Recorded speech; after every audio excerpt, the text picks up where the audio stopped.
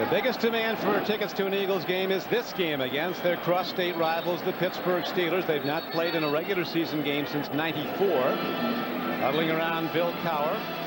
The Pittsburgh Steelers. Cowher will become this year only the second coach in NFL history to take a team to the playoffs for 6 successive seasons to start his career as a head coach. The only other to do it in his first 6 years was the legendary Paul Brown of the Cleveland Browns.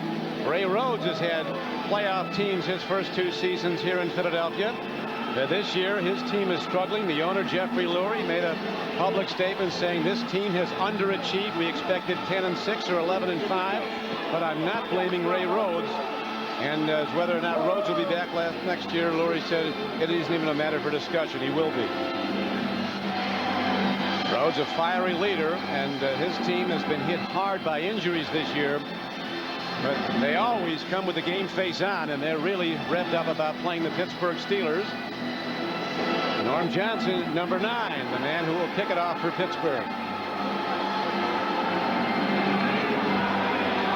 And there's the deep man for the Eagles. That's Deuce Staley. He's a rookie running back. There's the double deuces, number 22. Well, the Eagles have had tremendous problems with the kicking game this year, Don. It's been horrendous, and you know, they're going to start off here receiving the kickoff, and one of the coaches told me this week, they said, hey, if we can just catch the ball on kickoff returns and punt returns and make a field goal, I'll be happy. So I think the kicking game is going to be a real factor today. They've got to improve in that area. Here is Johnson hitting the ball downfield. Staley goes back and takes it, bobbles it at the 2-yard line. Steelers special teams have been an array of killers this year, and they are again as they sweep down the return just 13 yards with Steve Conley, a young linebacker, leading the special teams tacklers. As we look now at Bobby Hoying, who played for some great Ohio State teams, coming out to quarterback the Eagles, very confident, a lot of ability. There's his pass blockers. Mayberry and Brooks, the 2 tackles, have trouble with speed pass rushers, and the Steelers have those in abundance.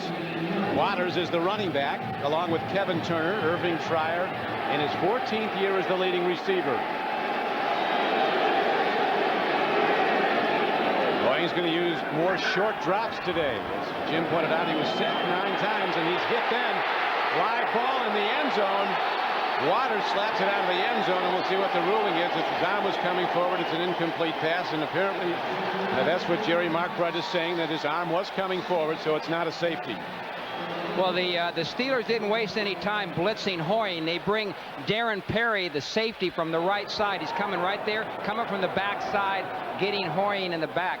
So they're going to put pressure on this young quarterback all day today. They love to blitz. They blitz about 1/3 of the time. Actually, it kind of depends upon who they're playing and how the game's going. But with the young guy back there, they're going to go after him hard.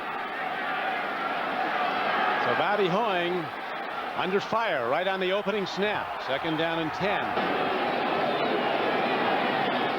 Again, a big rush. A good throw by Hoying, though, off a 2-step drop. Didn't even have chances for a 3-step drop as he gets the ball to his tight end, Jimmy Johnson, for a 9-yard gain.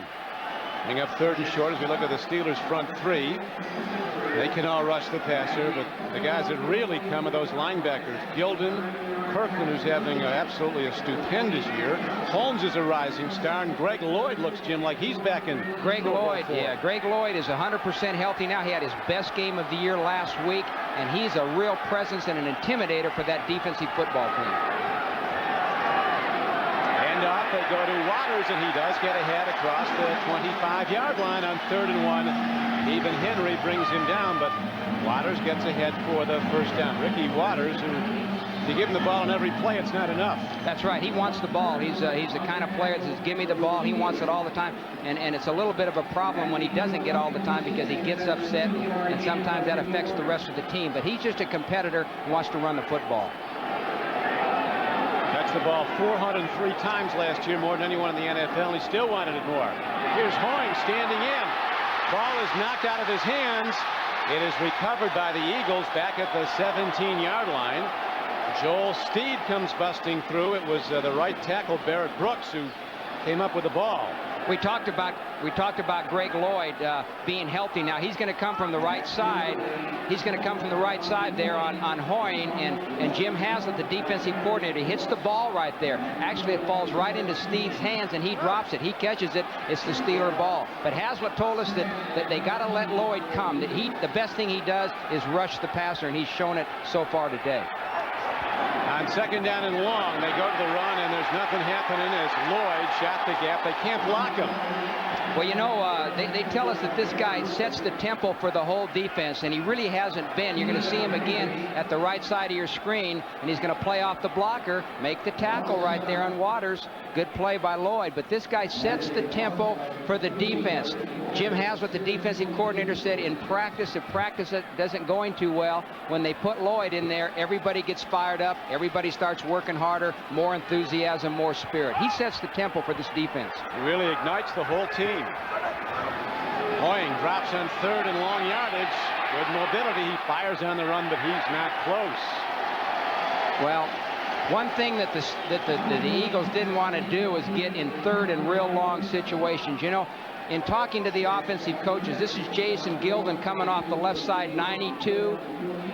They're very active on defense, very quick and very active, very mobile. These guys get after you. But one of the things that they felt like they had to do offensively was throw the football. The Steeler defense is number 2 against the run. They didn't feel like they could run on them.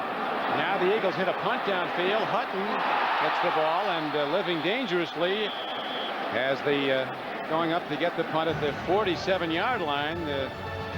Blackwell, the rookie, does recover it, and the Steelers have very good field position. The NFL on NBC is brought to you by the Mitsubishi Montero Sport, the smooth-riding sport utility vehicle built for living. By Brewery Fresh Budweiser, who reminds you fresh beer tastes better. And by Staples, the office superstore. The book on the Steelers in the NFL is that they're getting better all the time because their young quarterback Cordell Stewart is. In his last 8 games, 12 touchdown passes and 6 touchdown runs, and the Steelers are 7-1 over those 8 games. Here's Stewart taking a look. With his mobility, he eludes the rush, fires downfield and overshoots his man, Yancey Thigpen.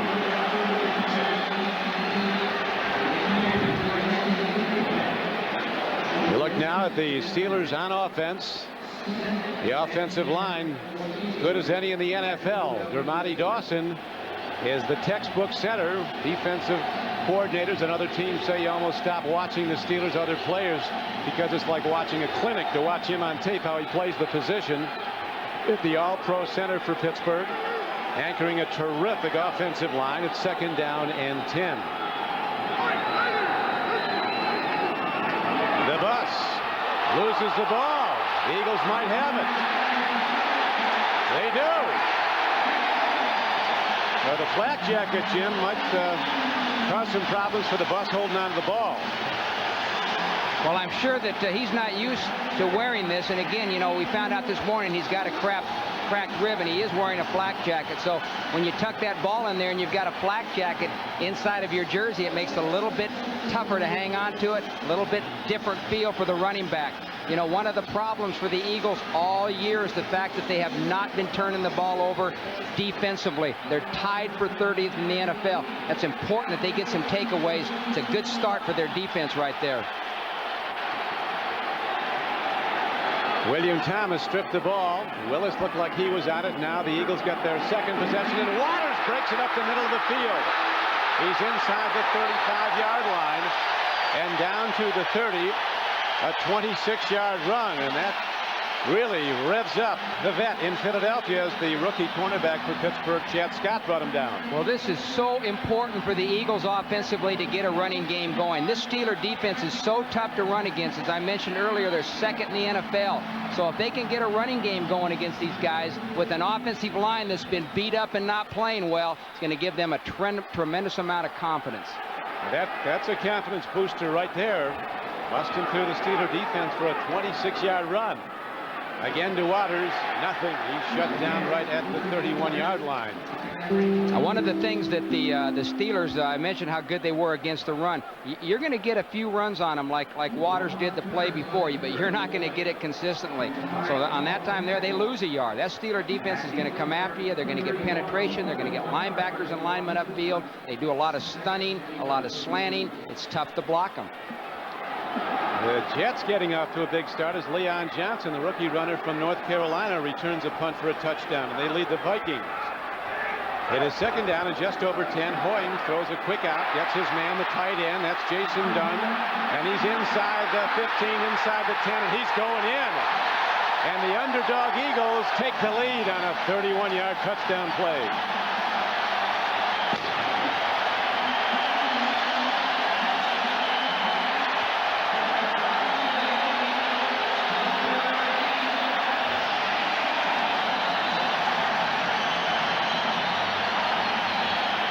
Okay, one of the things that the Eagles felt like they had to do was throw it quick, and they're throwing a quick out to Dunn. Irving Fryer has two good blocks there. He blocks the cornerback, and then he blocks the linebacker. Excellent downfield blocking by Irving Fryer. He made that play get into the end zone. And they got it in from 31 yards out, and the extra point is up and good by Boniol. So the Eagles take a 7-0 lead as the NFL on NBC continues.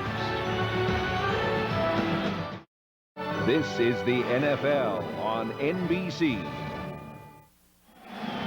The Steelers are coming with the blitz, so what they've got to do is they've got to get rid of the ball quickly. You're going to see Dunn go right out in the flat. Hoying's going to hit him quick. Now Irving Fryer up at the top gets a block on the corner, and he's going to get another block on the other defensive back coming in there. He makes the play go all the way for a touchdown. Good second effort by number 80, Irving Fryer.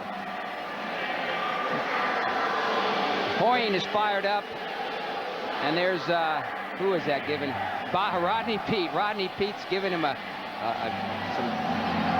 get it going, keep it going. Good job. You know, and he needs that. A young quarterback needs that from a veteran quarterback like Rodney Peete to know that he's in his corner. He wants him to succeed. He wants the team to win. That's the kind of player that Rodney Peete is. Now, this is an interesting stat here that the Philadelphia Eagles, as we said earlier, have been so bad in the kicking game. They're last in the league in where their opponent starts their drives after kickoffs. Their opponents average the 33-yard line. That makes it a short field for the Eagle defense. And here is Will Blackwell returning the kickoff down the near sideline, and he gets it across the 35 and across the 40. And no sooner did you say it, Jim, about giving up bad field position or good position for the Steelers, and they get it. Right, here's Blackwell, who they really like, a second-round player out of San Diego State. Nice block there, coming up the sideline. Now again, this makes it a short field for the Eagle defense. The Eagle defense has been playing well this year, but they can't get good field position. Good kickoff return. Again, tough situation for the Eagle defense. Bettis is again the back. And they pitch to Jerome Bettis. The toss play, and the bus takes on people. Cracked rib and all. He gets ahead for a gain of 4. Now we go to Greg Gumbel in New York. All right, Don, at the Liberty Bowl, Tennessee and Buffalo, and the Oilers jump on top. Thurman Thomas loses the handle. Marcus Robertson is there to recover. He goes 25 yards for the touchdown with the extra point. The Oilers jump on top of the Bills, 7-0 in the first, Don.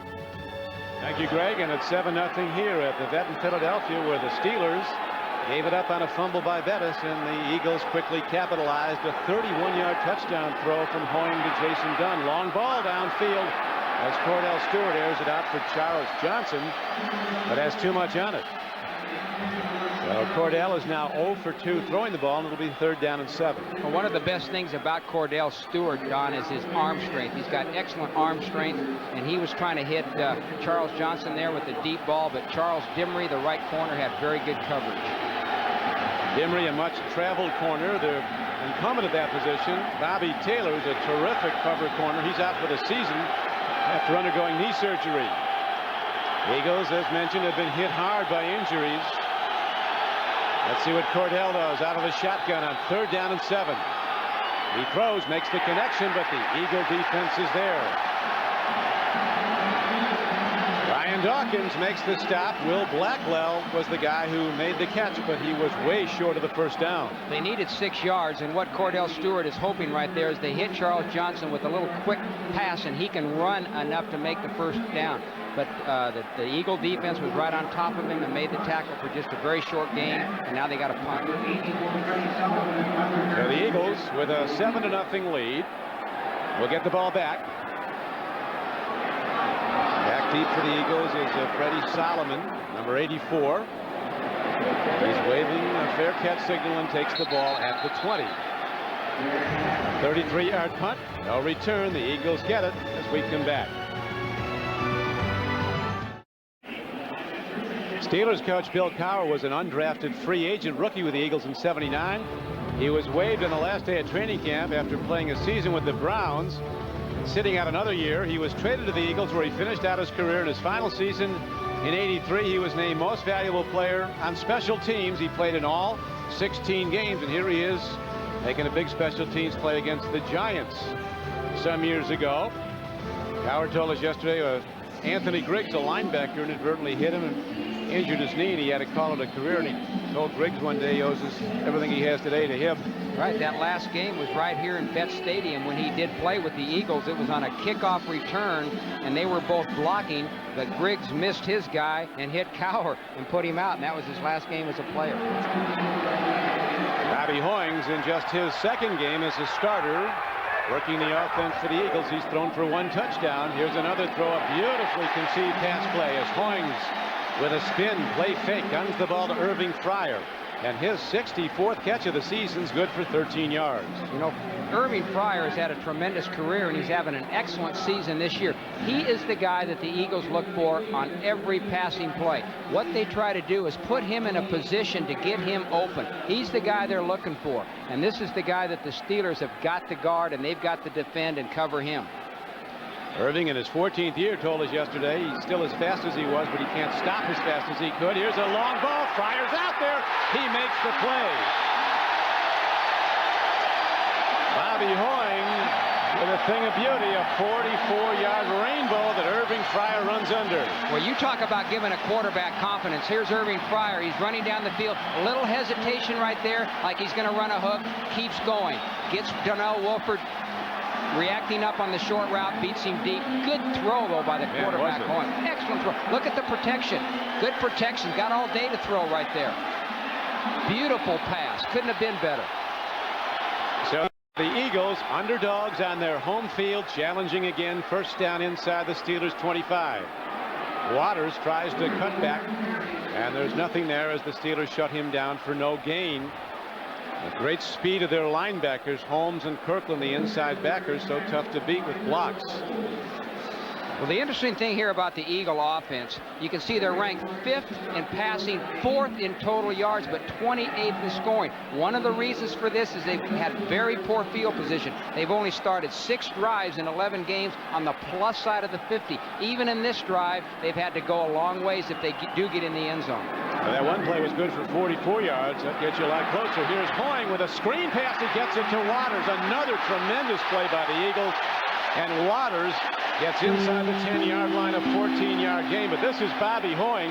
He had a linebacker in his face, and he made the completion. Nice play by him. They're going to run a screen pass there to Ricky Waters. He's going to set up like he's going to block. They do a good job of getting the offensive lineman out there. Bubba Miller, number 65, is downfield. Nice play. Here's John Gruden, the offensive coordinator for the Eagles. Excellent young football coach in the National Football League. Probably destined to be a head coach someday. He's got to be fired up about this offense for this point. They're moving the ball, and they now have it 1st and goal inside the 10. Handoff to Waters. Stutter snap, and Waters takes it down close to the 8. He came into the game with an even 800 yards rushing this season, 3.8 a carry. They said the per carry average really isn't his fault because the offensive line has been really in disarray because of the injuries. And of course, after the season, Jim, he'll be a free agent. Right, he's a free agent, and there has been some talk that they will not re-sign him. He's got a big contract. He hasn't been as used as much these last few weeks in the offense, and you know, there's a lot of speculation as to whether or not he'll be back. He probably won't be. Probably won't be. That's right. He's run 6 times for 27 yards. Hoying takes a look. He throws it. It's almost picked off. And then an offensive lineman almost got it, which would have been a legal reception because it caromed off another player. Steve Everett, the center, had his hands on the ball. He's used to snapping it but not catching it. Well, again, what the Steelers have got to do, the guy they've got to take out of the passing game is number 80, Irving Fryer. And I'll tell you, the Eagles are going to have to throw the football. There's Fryer, number 80. The left side of your screen is going to run a corner route right there. Actually, he's throwing the ball to number 84, Freddie Solomon. Good job of coverage, though, by the Steelers. And that brings up 3rd down and goal from the 9. And they pick up the blitz. Hoying throws to the end zone. He's got a man wide open. Touchdown, Eagles. Fryer with a sensational catch, kept his feet in, made the reception. And the Eagles have absolutely exploded on the favored Steelers, taking a 13-0 lead. This is unbelievable. I did not expect this in any way. I thought the Steelers would come out and pretty much dominate that Eagle offense that's been struggling. Bobby Hoying has had an excellent game so far. Well, what a game he's played up to this point. And again, Irving Fryer, they got to take Irving Fryer out of the game. That Steeler defense has got to do a better job on him. When you say take him out with the defense covering him. He's been wide open. 3 catches for 65 yards and a touchdown. Bonial, the place kicker who had great years at Dallas but has struggled in Philadelphia, gets the extra point. The Eagles kick off when we come back. There's Fryer right there. And what they try to do is get him in a position to get him open because he's the guy. Obviously, the Steelers bust this coverage. Levon Kirkland, number 99, there is actually supposed to drop wider and be in a position to defend that pass, but he doesn't do it. Now, Fryer is wide open. This shouldn't happen. This guy shouldn't be this wide open at this point. Excellent catch by Fryer, keeping both feet in bounds. The Steelers had to bust that coverage. When I say bust it, they made a mistake. They didn't play it correctly. Fryer now up to 66 catches for the year. He has 5 touchdown catches, another short kick downfield. Andre Coleman comes up on the ball for the Steelers and turns it wide. And Coleman is out across the 30-yard line and out close to about the 33, a 16-yard return. Follow the NFL online at MSNBCSports.com. Randy Cross compares West Coast football to smash mouth football, and Gil Brandt investigates the Cowboys coaching situation and where George Seifert may wind up next season. Plus, Tuesday, 8 o'clock Eastern Time, you can check with New York Giants safety Jason Sehorn and Giants quarterback Danny Cannell. It's all at MSNBCSports.com. What do the Steelers do now, Jim? They've got to get something cooking here. Does Cordell still not firing? They need to score, you know. Down 14-0. Handoff, Jerome Bettis, both hands on the ball after that early fumble. It was quickly turned into the first touchdown of the game, and he's to the 37-yard line. James Darling on the stop. Well, the Eagles have been certainly more impressive at home defensively than they have been on the road, especially the rushing yards, 100 to 130 against them on the road. And their record 4-1 to 0-5-1. That's been amazing right there. They're off to a great start today at home. Look at that, 17 touchdowns to 3. That's a big difference. They're off to some start indeed, up 14-0. Stewart hands off again. And again they go to Bettis. They're going to bang at the Eagles defense. The Eagles expected the Steelers to run at the left side of the Philadelphia defense. There's Emmett Thomas, the defensive coordinator for the Eagles, another excellent assistant coach, a young man that's been mentioned for head coaching jobs in the NFL. And I'm talking to Ray Rhodes on Friday out at the practice. He said, hey, I'm really concerned about losing Emmett, but he's ready for a head coaching job in the NFL. They've had an excellent defense under Thomas since Rhodes has been here. Now it's 3rd down for the Steelers. They trail 14-0. An all-out blitz. Cordell stands in, makes the throw, and it's a first down. As Courtney Hawkins breaks into the open area where the blitzer came from, and he's ahead for a 14-yard gain. One of the things about the Steelers, Don, that's important at this point, you can see the humongous blitz right there. Number 55, Ray Farmer, hits him just as he throws the ball. There comes Farmer from the right side right there. Good job of blitzing. And good job of hot reading. But with the one thing about the Steelers have been behind before and have come back, so they're not going to panic in this situation. no, they know how to win games. Handoff again, Jerome Bettis. He told us he's almost 260 pounds. They list him at 243. And as you pointed out, you learned earlier today, Jim, he is playing with a cracked rib, not a bruised back, as earlier indicated. He's run 5 times today for 17 yards. His first carry, though, was the fumble. A fumble that probably was affected by the flak jacket that he's wearing, but as he plays more and carries the ball more, he'll get used to that and make an adjustment to it. High set. Lester's his blast back, his up back to block. Pitch back. Goes to Cordell. Or goes from Cordell to Jerome Bettis, who comes near side inside the 30. A tremendous block by Tim Lester. He freed it up. An 11-yard gain. Tim Lester is the fullback, number 34, and he makes a nice block there on James Darling. The thing about Bettis that's so impressive at 260 pounds is his ability to cut back and make people miss. You can see him there start to the right. He sees the hole, cuts it back all the way over to the left side, and that makes that play go. But again, it's started by a key block by the fullback, Tim Lester. Bus Jim starting to pick up RPMs now. 4 carries for 22 yards, and here is Bettis again. So if he's hurting, it's not seeming to bother him as he takes it inside the 30-yard line, taken down by the defensive tackle Hollis Thomas. Well, this is the yards per game for Jerome Bettis, and he's second in the National Football League, 112.5 yards per game. And whenever he rushes for over 100 yards, the Steelers have an excellent chance to win the football game. This has been their history since he's been with them. Tremendous season, is number 2 in the NFL in rushing, coming in over 1,200 yards through 11 games. Second down and 8. Cordell Stewart stands in. He comes in high. He was shooting at Charles Johnson, his teammate at Colorado a few years back. Cordell is a second-half player. What he does in the first half has no resemblance to what he usually does in the second half. It's incredible, the difference in his rating and his completions, his interceptions, his touchdowns. And he's the guy that the coach has told us does a good job of adjusting during the course of the game. He'll come off the field on the sidelines, and he knows what he did wrong. He knows what's happening to him out there. Does a good job of reading the coverages. And above all, you have to watch him run. He's a threat on every snap, like right now on 3rd and 8. Here's a blitz. He stands in, fires, and again he comes in high. So the Eagle defense stands tall. Dimry broke it up. Blackwell, the rookie receiver, was his intended target. Will Blackwell, the intended receiver there, is a 2nd-round draft pick out of San Diego State.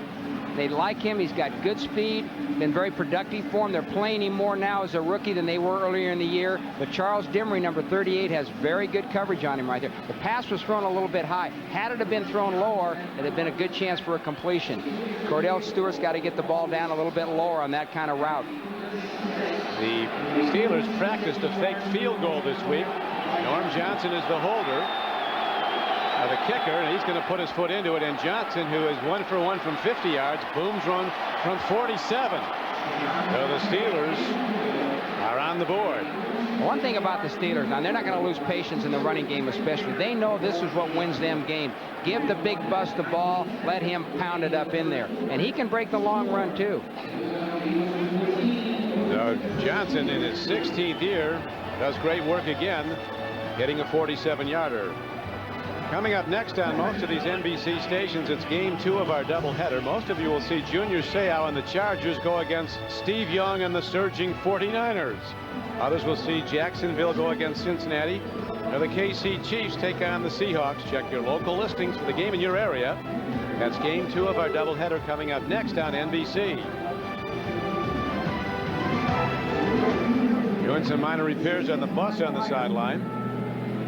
I don't think that rib's bothering the bus. I think we can forget about that being a factor in the game today. I think he's going to get the ball a bunch. He's going to run the football. We're not going to worry about that cracked rib. Obviously, he's not worried about it. Somewhat ironic, the Rams didn't think that Bettis was a team player. They let him get away to the Steelers, where they say he's one of the leaders in the locker room, let alone on the playing field. And the Rams, ironically, also subsequently went to Lawrence Phillips And that unhappy story continues as he was waved outright this week. Yeah, Dick Vermeil, the head coach, when he did waive him, he was very emotional in his press conference. Dick Vermeil is one of those guys that takes very special interest in his players, and he had done a lot of work in trying to help Phillips. Some people in that organization shed a few tears that they drafted him. Here's the return up the middle of the field out to the 29-yard line. Hughes Staley runs it back, and John Whitman makes the tackle after a 20-yard return. Bobby Hoying, who played on the Buckeye teams that came so close to national championships, putting up brilliant numbers today. 6 of 9 today, throwing the ball, 119 yards and 2 touchdowns. That's a great start. You can't ask for a better start than that for Bobby Hoying. I'll tell you, the pressure's been on that offensive line that's been struggling, and they've done a good job so far. They've got to keep doing a superb job. Early on, the Steelers were in his face, but now he's getting a little more time. This one, errant throw as he was shooting to the near side, trying to get the ball to Freddie Solomon. And it'll bring up 2nd down and 10 at the 30-yard line. I mentioned that Eagle offensive line, and in talking to the Eagle coaches, Ray Rhodes, John Gruden, the offensive coaches, they feel like this is the weakness of this team, and this is an area that they're gonna emphasize during the offseason to bring in some people. They got a couple of guards playing there today, Crafts and Miller, that really aren't starters and actually play another position. Crafts is a tackle and Miller's a center. They had a makeshift, trying to get an offensive line together. Now Bobby Hoying pauses, and all of a sudden he takes a jolting hit from Keevan Henry with his 3rd sack of the year. Well, we were just talking about the offensive line, and you're going to see Keevan Henry, number 76, coming from the right side. Nice job there. They got to do a good job of protecting Hoying now. They can't get overconfident. This Steeler defense is going to come after him. They're going to keep coming after him. And there's also some of it on Hoying's shoulders. He can't wait a long time. He knew yesterday when we talked to him he was going to have to get quick drops and get rid of it quickly, as Keevan Henry is going unblocked. Jermaine Mayberry, the left tackle. Now this time he comes up the middle. There he is, playing right over the nose tackle, and he just comes unblocked. They got to block him. Somebody made a mistake. When you get young players in there, or players that haven't played the position like Crafts and Miller, they're going to make mental errors. And if you make mental errors, you let people come free. And he came free. Now the punt downfield to the rookie Will Blackwell, who fair catches the ball at the 46-yard line. So the Steelers, down 14-3, again take over with good field position.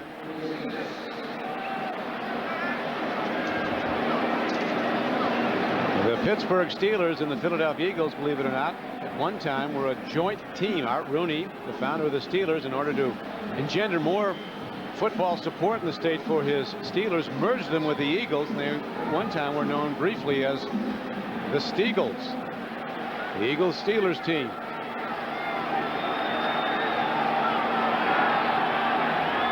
Cordell Stewart sets his team 1st and 10. Favorite Steelers down 14-3 in the first quarter.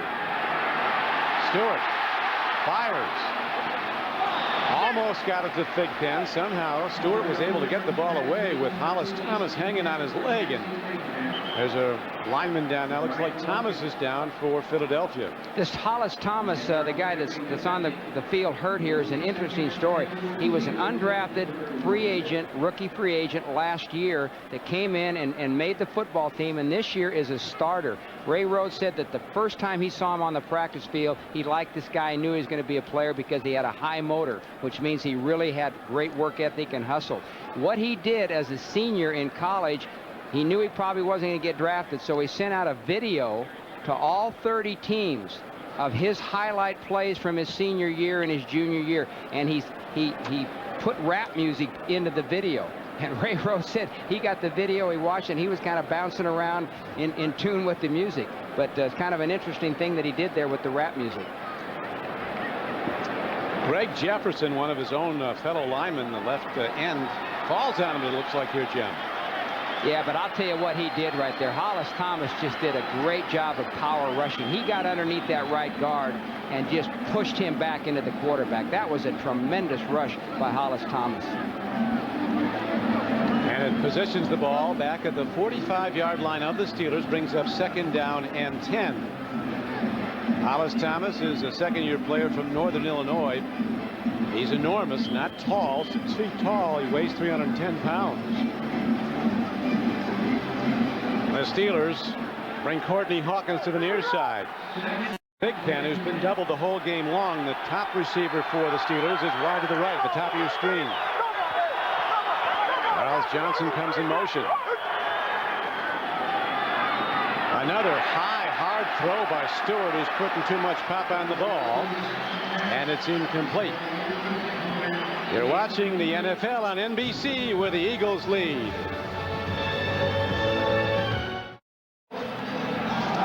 The AFC playoff picture starting to come into focus a bit. You know Denver's going to be there with the best record in the conference. Jacksonville, Miami, and Pittsburgh all look like playoff teams. So does Kansas City. The Jets right now are tied up with Minnesota. Johnson just threw for a touchdown to Jake Reed to tie that game at 7-all. New England and Seattle on the bubble right now. How about this? New England, last year's Super Bowl team for the AFC. If they had the playoffs today, they wouldn't even be in them. That's right. They got a lost big 5 of their last 7 games. Yeah, and a humongous game today versus the Dolphins. They're tied up right now with the Dolphins. Are the Patriots at 3-all. Now we're ready now to start the second quarter as we look at the first quarter numbers here at the Vet. Well, there's a huge difference in total yards offensively. Philadelphia with 125 to 47 yards for Pitt. Part of this is for the field of possession. Philadelphia's almost had the ball for 9 minutes. Tremendous advantage for the Eagles over the Steelers through that first quarter. Steelers have a quick strike offense, though. They can make it happen fast. Stewart fires long. Beautifully timed throw taken in by Johnson. His 21st catch as he extends to the ball for a 12-yard gain and a Steeler first down. Well, they're going to take advantage of some soft coverage by Charles Dimry, the right corner. He's playing way off of Johnson. So Johnson's just going to come down and run the out route, and way too much cushion by Dimry to stop that kind of route anyway. Most fearless man, Jim, in the NFL since, I think, Ernest Givens, Charles Johnson. He'd dive headfirst into a buzzsaw to catch a football. Very tough. He's been banged up because of it, but he's a tremendous part of the Steelers' success since he's come in from Colorado. The bus breaks it. Bettis rolls ahead down to the 31-yard line. He rips off a gain of almost 10 yards. Now the Eagles on defense were going to blitz that time. You're going to see Zordich come up the middle. You're going to see James Willis 50 come up the middle. Now what happens when you blitz people like that? Sometimes you leave gaps open. You get people upfield, and there's an opening in the middle, and that's what happened that time. They brought Willis and Zordich, and Bettis popped it. Bettis told us that he doesn't think the defensive players that he faces like that moniker, as he called it, the bus. Oh, he's talking stuff to him while they're going to stop the bus. Here's a throw downfield. Johnson comes down with the ball, but he was bobbling it. Official right there ruling that he did not have possession. Hollis Thomas again was getting a rush up the middle on Cordell Stewart. You know, when they talk about Hollis Thomas, this is the pass here. Hollis Thomas has got pressure on Cordell. That's a tough call right there. He might have dragged that other foot in. He's got one foot down for sure. The ball is thrown too high, for one. The left foot comes down, can't see the right foot. The official was right on it, though, so he must have made a good call. Hopefully he did. And it goes as an incomplete pass. That brings up 2nd down and 10 Steelers. Early in the second quarter, they trail in the game 14-3.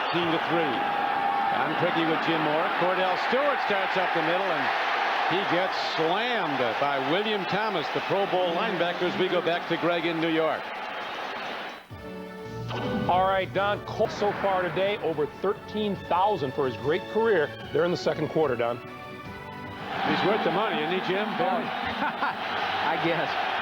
Got a huge contract. He's been better than ever. You talk about being special. Whew.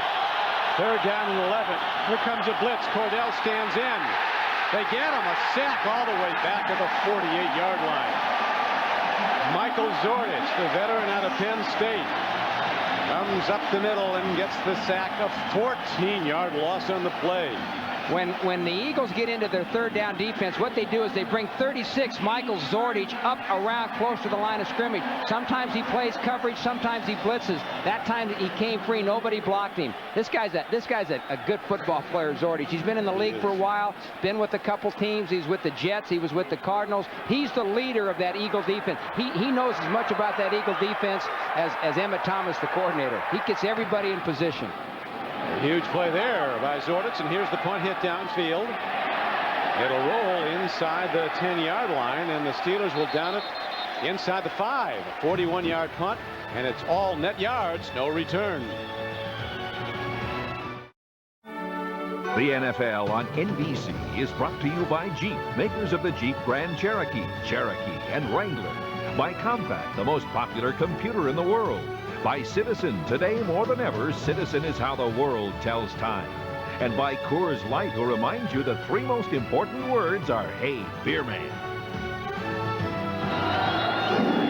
Don Criqui with Jim Mora back at the sold-out vet in Philadelphia. The Eagles starting this drive in the second quarter deep in their own end, but they're a surprise leader, 14-3, as the young quarterback Bobby Hoying has thrown for 2 touchdowns for the Eagles. Hoying making just his second NFL start, hands off to Waters, and the 7-year veteran from Notre Dame, with that change of pace step of his, strides out to the 15-yard line.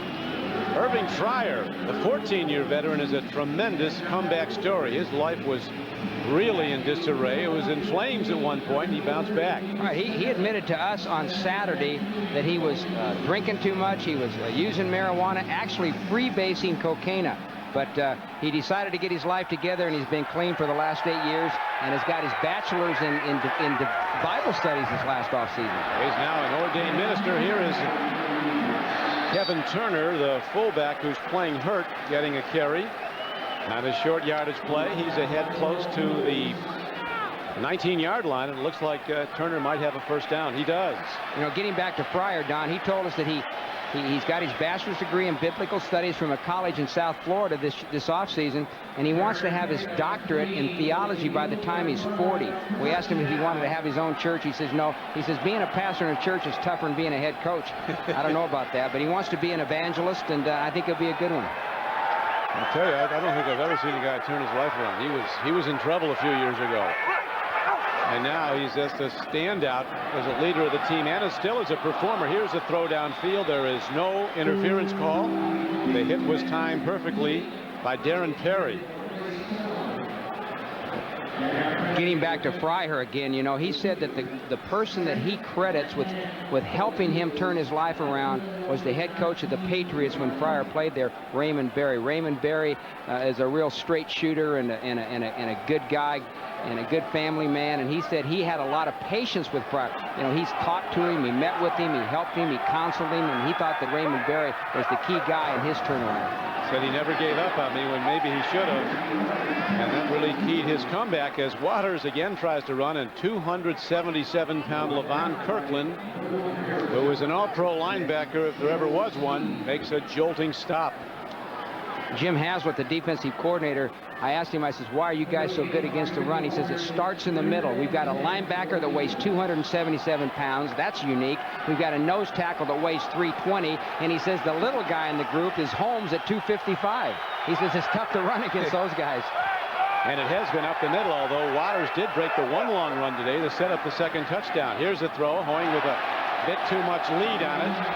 To the veteran Irving Fryer. They're working on the rookie Chad Scott, the #1 draft choice of the Steelers out of Maryland, who's played very well, number 30. Right, they like him a lot. He's had some injuries, so he hasn't been able to play as much as they'd like, but they think he's going to be an excellent football player in the league. Now the Steeler defense now gets the Eagles offense off, 3 and out. For the first time today, after that opening series, and Blackwell could give the Steelers very good field position as he fades back to the field to punt. And it's down by an Eagle at about the 40-yard line. So again, Pittsburgh will start in good field position at their 40. That was a 50-yard punt. And no return. The ball boomed downfield by Tommy Hutton. As the NFL on NBC continues. They're going to re-punt after a flag puts the Eagles 5 yards more back. Hutton booms another beauty. And this one, actually, the Steelers should have taken the first one. They just started at their 40. Now they'll start at their 34. So Hutton really delivers the goods for the Philadelphia Eagles. The third-year punter out of Tennessee. A 51-yarder with no return. Well, that was a great punt, as you said, by Hutton, and they needed it to get out of that bad field position they had. The interesting thing to me so far is the Steelers have had very good field position on most of their drives today. I know they started one on the plus side of the 50, one right around the 50, here at their own 35, but they only got 3 points. Cordell Stewart sets his team with double wide receivers right. Johnson in motion. Bettis follows the power blocks. Steelers shoot the blockers. Brett Hall blows the play up, coming in from the right tackle position and knocks him down. No gain on the play. Second down and 10. The defensive coaches told us that Brett Hall is having his best year as an Eagle and maybe his best year in the NFL. He was an undrafted player for the Niners, and when Ray Rhodes was the defensive coordinator there, and when Ray got the job here, he wanted Brett Hall on his team. Great effort player, has a tremendous motor. And he used that motor there as he stopped the bus. Second down and 9. Again, they go to Bettis. And he gets close to the 39-yard line, which will bring up third down and about 6. Bettis told us yesterday he doesn't think he'll ever beat Jerome again. He said he goes into a mall in Pittsburgh, and from all about, they start yelling, "The bus is here," at him. He would like them to use his name more. He says he never hears Jerome. Every year he brings Tim Lester, his blocking back, to the Pro Bowl with him. He said he's not going to give Lester carte blanche on the broom service anymore. Even with his big contract, he can clean him out. He gets airplane fare in a hotel, no food henceforth. Here's Cordell on the run. Look at him go. Cordell Stewart down to the 37-yard line. 24-yard gain. He was trapped, and off he went. One of the two big concerns for the Eagle defense was, one, stop the bus, and number 2, don't let Cordell scramble. The important thing here when you're rushing Cordell is to keep your defensive linemen in good rush lanes. If one guy gets pushed out of his lane too far to the right or the left, that opens up a running lane for Stewart. That's what happened that time. You see where Cordell stands among the rushing quarterbacks. McNair of the Oilers is the leader. The bus, both arms on the ball. That was the exact play on the opening play of the game that he fumbled on, that the Eagles recovered and soon after had the first score of the day. Eagles lead the game 14-3 with 7:55 to play in the first half. One thing about having a quarterback like Stewart, you know, he puts so much pressure on the defense when a guy can run like that involved. You've got good coverage, you've got a good rush, all of a sudden, bam, and he's busted up there for a first down. You got to start all over again on defense. Bettis is starting to pile up the yards. 11 carries for 52 yards now for the Steelers. And Mora the same as Jerome Bettis rockets into the left side of the Eagle defense. Down to the 26-yard line. Middle backer James Willis knocks him down. Well, the best center in football right now is Damani Dawson, the center for the Steelers. You're going to see him pull. He's a very good athlete. He's pulling around there, and he's going to block on the linebacker. Doesn't do a very good job on that time. Willis comes off the block and gets in on the tackle. But Damani Dawson, they like to pull him. You don't see many centers pulling like that, but he does it because he's such a good athlete. He told us that's what he thinks his greatest strength is, his ability to run. Pick off would-be tacklers on the run. Jerome Bettis runs on a straight-ahead carry. A first down power dive takes the ball to the 23-yard line. So the Steelers, who were stunned early and trailed 14-0, now start to methodically move the ball with their power run game. Yeah, you can see James Willis in the middle. Well, that's not the play right there, but he makes a nice play. You know, talking about Dawson, Don, the Steelers have had 3 centers in the last 33 years. They've all been excellent players. Ray Mansfield, Mike Webster, and Damani Dawson. All these guys are great players. 3 centers at one position in 33 years. That's amazing. And every one of the best in the league when he played. Bettis on second down is shut down by the Eagles. Brett Hall makes another play. Defensive tackle, they've been unable to block well today. Well, you know, I think one of the things they've done, both Red Hall and Hollis Thomas, the two inside guys there, are playing excellent games today, and they're a key to this run defense. If they can hold their own against there, it's gonna be tough for those Steelers to continue to run the football up the middle. The Eagles coming off a disappointing tie game last week at Baltimore. 10-10 tie. The 8th play of the drive is coming up now. Cordell Stewart sets himself. The crowd kicks in. Tough to call signals. Conley stands in. The ball is slapped back at him. The Eagle defense holds again. Zordich, the safety, coming right up the middle. And so was Mamulo coming on the rush in the right end. Zordich is such a tough guy, and he's been in the league a while, and he knows what people like to do offensively. There he comes. The left side, putting pressure on him. Mike Mamula from the right side, the defensive right end, who's also a good rusher, was putting some pressure, coming hard off the corner. And that sets up Norm Johnson. We were talking fake field goal earlier. You have a quarterback as the holder, Tomczak. Norm Johnson's first try today was from 47 yards, and it was good. This is a 39-yarder. Again, he kicks it. Well done by Johnson. He is now 15 for 17 this season for the Steelers. That helps you get to 8 wins and 3 losses.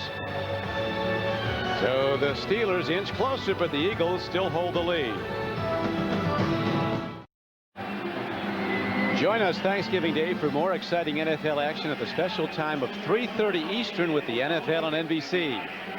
Then it is a football feast as Eddie George and the Oilers go against Emmitt Smith and the Cowboys.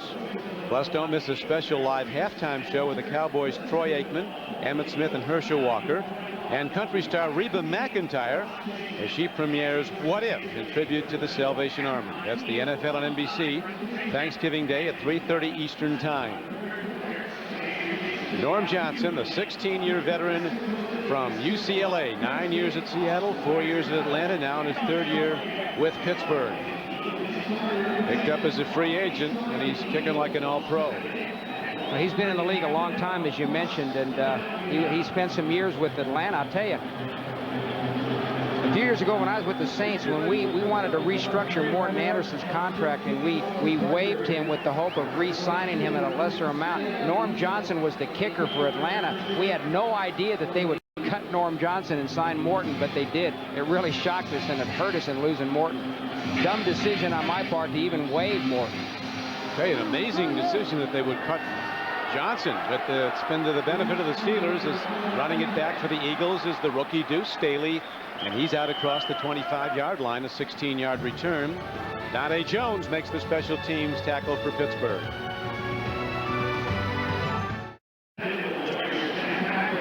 The Eagles 14, Steelers 6 at the Vet in Philadelphia. The National Conference playoff picture, the San Francisco 49ers with 10 straight wins. They lead the way to home field in the NFC and quite possibly onto the Super Bowl in San Diego that you'll see here on NBC. The Packers currently leading the Cowboys at Green Bay at 8-3. The Giants, a surprise leader, Jim, of the NFC East. Yeah, Jim Fassel's doing a tremendous job up there. Their defense is playing well, and their offense is just doing enough to win. Ray Rhodes said, if you told me before this season started that we'd be 4-6-1 at this point, you might have a fight on your hands. He couldn't believe they'd be in this dire straits, but they are. They're leading this game. Here is a good throw by Hoying, goes to his tight end. Hoying with good touch on the ball, and also has been able to throw deep. He hit the 144-yarder. Jimmy Johnson, one of his tight ends, takes the ball down and is quickly tackled by Donnell Wolford. Well, they can take the deep shots on these two corners, Scott and Wolford. In fact, Ray Rhodes felt like they could do that, but they can't do it often. They've got to work that short passing game most of the time. Cordell only 28 yards passing. You see what Bobby Hoying has done. He goes back to the run. Waters, he runs across the 35-yard line out to the 36. Waters and the bus, Jerome Bettis, they were at Notre Dame at the same time. Waters was put on the bench by Lou Holtz because he fumbled a lot, which was a problem in the pros at times. But he's put up the numbers. Ricky Waters over 1,400 yards rushing last year. You know, 353 carries. Yeah. The guy's got to be strong. He's strong. He's very strong. You know, he's a great receiver. He's got tremendous hands. In fact, at Notre Dame one year, they made him a wide receiver. He's from nearby Harrisburg, Pennsylvania. High school All-American. There's the wrap and throw, and this time Hoying comes in high, and the Steelers are there to cut Irving Fryer. An on-time hit by Donnell Wolford. 2nd and 10. Well, they're just trying to work the short stuff, but Donnell Wolford makes a good break on the ball and come up. But the problem there, the pass was thrown too high. Now it went through Fryer's hands, but you can't expose your receivers like that to those defensive backs. You got to get the ball down. You're going to get them all hurt. Eagles came into this game leading the NFC in total offense, but tied for 28th in the league in scoring. So they can move the ball, but they've had problems scoring. Not today. Here's Waters on the run. It's a foot race. Wolford has an angle. They finally get him at the 27-yard line. But it is a 36-yard pass play. Well, this is a good play by Bobby Hoying. And what helped here, you're going to see Ricky Waters. He's going to block. He's going to block. And Hoying's looking for Fryer. He's looking over to the left, but he's got time to throw. So Ricky sneaks out into the flat there, and he hits him. Good presence and poise by Hoying. Plus, give the offensive line some credit for giving him some time to do that, to go to his secondary receiver, which he did there. And Cowher knows his Eagles are in deep today. They're in tough against this young quarterback playing with such poise and such accuracy throwing the ball. The handoff. There is Garner turning it to the near side, and Charlie Garner still on his feet, gets inside the 10-yard line. There's a flag down, could be a face mask. It was an 18-yard gain if it goes. One of the things they like about Charlie Garner is he's got more speed than Ricky Waters, and they think that maybe he can break the big play a little bit more, but they like him too. And when you got both those guys as running backs in your offense, you're in pretty good shape. We have a face mask foul on number 30, defense. 5-yard penalty, half the distance to the goal. First down. Chad Scott, the rookie, called for a face mask. I think the impressive thing here by Garner is not the fact that he cuts it back, but he breaks tackles. He broke a tackle there at the line of scrimmage. He breaks a tackle there on Scott. This guy's not a real big guy, but he's showing some strength right there. He's actually, Jim, 35 pounds lighter than Waters. He's only 185, Garner. He looks strong there. Look at him. He's gonna break a tackle there. Watch him break a tackle. Chad Scott's gonna come up, try to tackle him high, breaks that tackle, and gets the penalty besides. And it is 1st and goal for the Eagles as they go to the run. Waters stopped by the Steelers at the 5, a gain of less than a yard. Levon Kirkland in his 6th year from Clemson. Levon Kirkland walks into a room in a suit, and everybody notices it. Very disciplined player, came from a very disciplined background, had to ask his dad every single day if he could go to practice. Said he always said yes, but that's just the way it was. He checked out how things were going in school. Had you done your chores? And if you checked off right on the list, you go to practice. But if you didn't, you stayed home after school. We're down to the 2-minute warning with the Eagles in the lead as the NFL on NBC continues. Ray Rhodes has to be pleased. He might have had some good locker room oratory before this game, I think. But I'll tell you one thing, I bet we don't see him smile the whole day, even if they're winning. I've never seen him smile on the sideline. That sure wasn't a smile. But right now, his team in position to take a 21-3 lead. Waters shoots into the gap and is thrown back by the Steelers. Well, they've run the ball twice here now on 1st and 2nd down, and that's a tough defense to run against. Now a timeout signal with 1:51 to go in the half. Greg, the one guy you know is not going to catch him is Dan Marino. The one thing he can't do is run, but he can sure throw it. Well, you talk about a team needing to win. Those Patriots do today. They need to get a win, get back, and they're in the race, but they don't make the playoffs if the playoffs are today, and they need to get some heat off Pete Carroll. There's been some criticism of him up there, and certainly he doesn't need it. He doesn't deserve it, really. Some criticism has been absolutely a deluge. I mean, skewering that team. Then you hit 3 guys going out to the rock concert and jumping into the crowd. You know what, though? If they'd have been winning, they wouldn't have made anything of that. Those 3 guys jumping into the crowd. It does cover some malfeasance, doesn't it, when you're winning? Yeah, it helps a lot. The Eagles challenging. 3rd down comes up. The Steelers with all that speed in their defense. And Matt Hoying, he steps, takes a look, and they get him. Tremendous defense by Pittsburgh. LaVon Kirkland staying right in the middle and waiting for the quarterback to come to me, and he did. Well, he was looking for Fryer out to the right, but Donnell Wolford had Fryer covered well. It was one-on-one coverage, and Donnell Wolford did a nice job. It's going to be up to the right side of your screen. Right there. Donnell's got on him right there. No chance to throw to him. Hoying comes back, but everybody else is covered, and he has to run, and he can't get it in.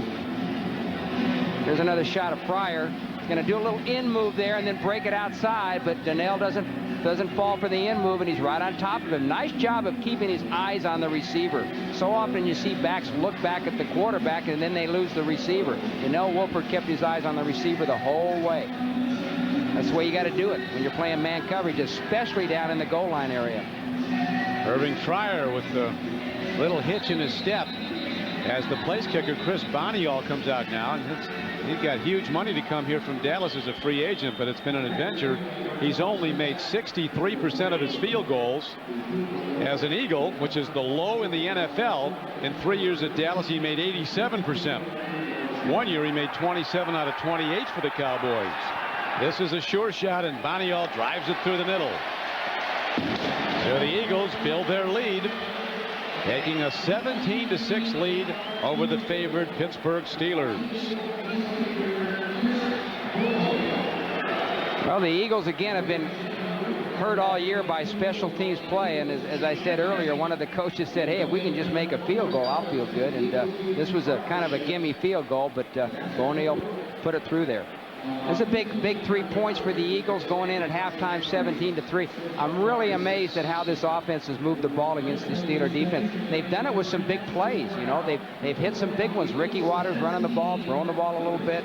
This is Joe Wessel, the special teams coach. I told him yesterday, I said, I see you more on TV than I do the head coach, because they've taken so much criticism for their kicking game that the TV cameras usually spotlight on him when they're not doing well. Here's an opportunity for him to be on the screen when they've just made a field goal. Yeah, he's on for all the right reasons today. His special teams are playing great. And Joe is a good coach, and they just had trouble making plays in the kicking game. They get guys in position to make plays on coverage or catching punts and things like that, and they just find a way to goof it up, you know, not make the play when they're supposed to. And like you said earlier, Boniall has just not had a good year. Now the kickoff hit downfield. The Steelers, with just 1:42 on the clock, bring the ball back. On the fly is Will Blackwell, the rookie receiver who is their pick returner, out to the 29-yard line. A marker comes in after a 21-yard return. One of the things people in the league have marveled at about the Steelers organization is the way they've replaced the free agents. They've had 26 players lost to free agency since the NFL began allowing player movement in '92. I mean, key players, but they plug guys in or as good as or better. It's amazing. I'll tell you why they do it, Don. They do a great job at drafting. This team does as good a job at drafting as any team in the league. No face mask foul on the play. First down. And the reason, and what this does here, they've always got good young players ready to take the place of the veterans that they lose. They lose linebackers. They bring a Holmes in. They've got a defensive lineman by the name of Orpheus Roy, who they like a lot. He steps in, ready to play. Chad Scott, their #1 pick this year, he's starting. The Eagles' #1 pick can't see the field. Exactly. The Eagles have struggled in the draft room.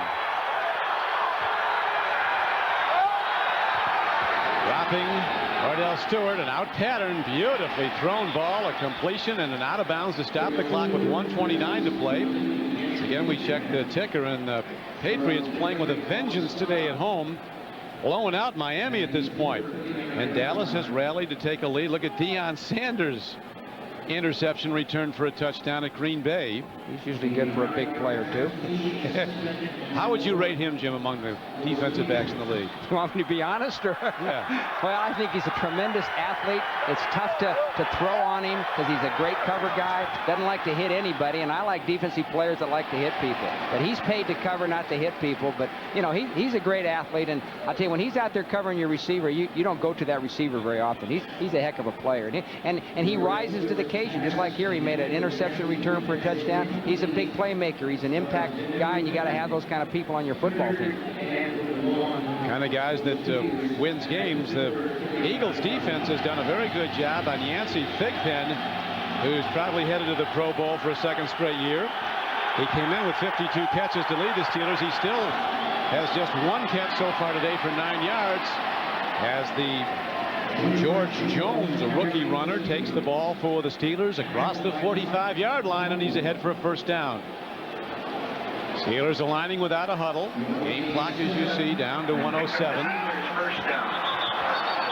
You're going to be offside, Jim. Make it good. Yeah, I'm not sure that John Jackson, the left tackle, didn't move too. I know Greg Lloyd started, and then I saw Jackson kind of. Greg Lloyd started, and then. Oh, that's Dent. Richard Dent. Okay, I'm sorry. God, what am I doing? You talk about it. Offside, number 95, defense, unabated to the quarterback. 5-yard penalty, first down. Richard Dent, we all remember him. Yeah, he's been around, hasn't he? Richard's my name, they call me Dent. If the quarterback ain't careful, he's going to get bent. In the Super Bowl shuffle. Third in the NFL in sacks for all time, isn't he? He's up to like 133 and a half or something. That's right. History of the league. Although Deacon Jones says he had more than anyone, but they didn't count it. Here's Cornell going long, and a kickoff. What an interception. Troy Vincent. Man, what a play. You play him on the other side of the ball, you might put him as a wide receiver. Well, this is tremendous coverage by Troy Vincent. They're trying to go for the zone here, and he's covering Charles Johnson man for man all the way. Keeps a nice cushion. Now he's looking back for the ball because he's got that good cushion, and makes a really good interception. Not a very well thrown football, but the whole key there is the coverage by number 23, Troy Vincent. Kept that good cushion. When you've kept that good cushion on a receiver, then you have the opportunity to look back at the ball, and then when you're looking back at the ball, it's a lot easier to make that interception. That's good technique by a corner there. Man-to-man coverage. And the Eagles will take their winnings to the locker room as they'll run out the first half, winding down, building a stunning 17-6 lead over the red-hot Pittsburgh Steelers, who've won 7 of 8. After losing 2 of their first 3 this year. Yeah, this is a shot here at the takeaway leaders coming into this game, and you can see Pittsburgh was number 2 in the league, and the problem with one of the problems with that Eagle defense is they haven't been able to get the ball back, but they've got 2 today, 2 big ones.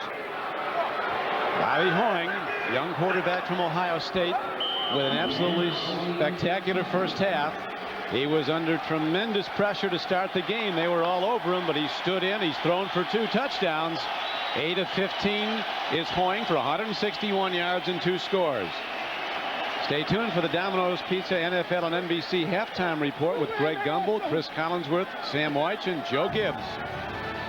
They'll bring you up to date with scores and highlights from around the league, as well as a conversation with 49ers quarterback Steve Young. We'll be getting to that after these words from your local station. The rest of the way, run the table and then hope to get in. But they are playing like a team that's heading to the playoffs. They're playing their best football probably of the season, certainly since they beat the Cowboys, as they hold a 17-6 lead. It looks like Jerome Bettis, bad rib and all, Jim, has taken off the flak jacket. Yeah, it doesn't look like he's got much padding there. Now, he might have just a little something right there, but nothing very much. And he didn't look like it was bothering him in that first half, but apparently he thought it was, and he wants to be 100% the second half. Doesn't want that flak jacket bugging him. Bonial kicks off. Coming up on the ball is Will Blackwell for Pittsburgh. Couldn't work in this league, running away from your blockers, trying to go wide.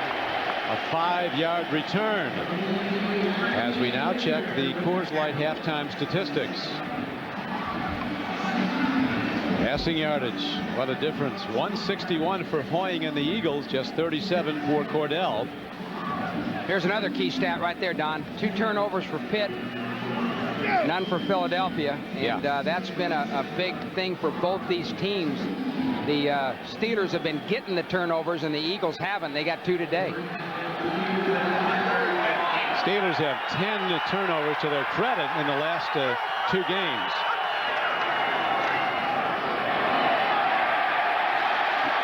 Handoff to Jerome Bettis, and he is stumped back inside the 15-yard line. Well, they've done a good job against the Steeler offense, the running game, and this has been the key to that defense. If you can stop the running game of the Steelers, you got a good chance to win.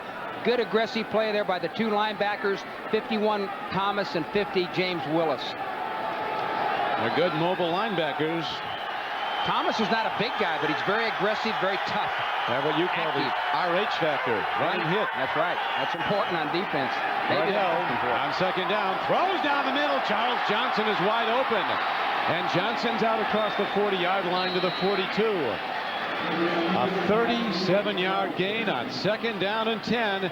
And the Steelers move on with a big pass play. Well, maybe we're starting to see the Cordell Stewart in the second half. You know, he starts off here with a good play. They're in man coverage. Darling's covering the receiver there, and that opens up the zone there for Johnson.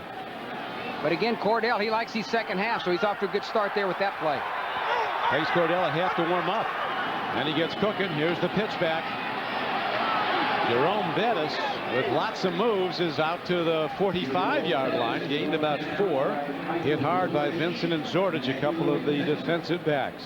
Well, they're going to keep giving him the ball until the game gets to a point where they've got to throw the ball. He's their offense. He's the best part of their offense, and they've got to keep giving him the ball. They got plenty of time to run the football and still win this football game.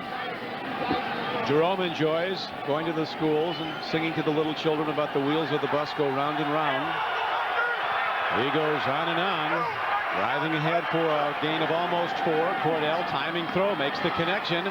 Breaking the tackle is Charles Johnson on the run. He's out of bounds at the Eagles' 37-yard line. A gain of 18 yards on the play. Well, that time the Eagles did blitz, but the Steelers picked up the blitz, which gave Stewart time to throw. Now he hits Johnson with the short pass, and Dimry comes up. He's got to make that tackle. You got to wrap that guy up, and you got to make the play. That's just bad tackling on Dimry's part. Dimry couldn't wrap him up. Charles Johnson, who's been troubled by injuries this season, has 23 catches for the year. What a player. Former #1 pick out of Colorado. Cordell, who sets up so quickly. Looking long. He's got a man out there, but it's picked. Intercepted. Dimry, who just missed on the tackle, makes the intercept and runs it back for the Steelers out to the 30-yard line. Well, most of those defensive backs will tell you, Don, if you ever question their physical toughness, and Dimry's a tough guy. He missed that tackle, but he's a tough guy. They'll say, hey, they pay me to cover, not to hit people. Made a good interception there.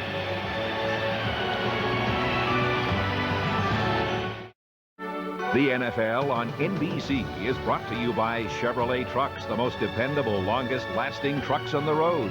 By Norelco Reflex Action Razor, anything closer could be too close for comfort. By Duracell, when it better work, better make it Duracell. And by Prestone Antifreeze, protect your car in the Prestone zone.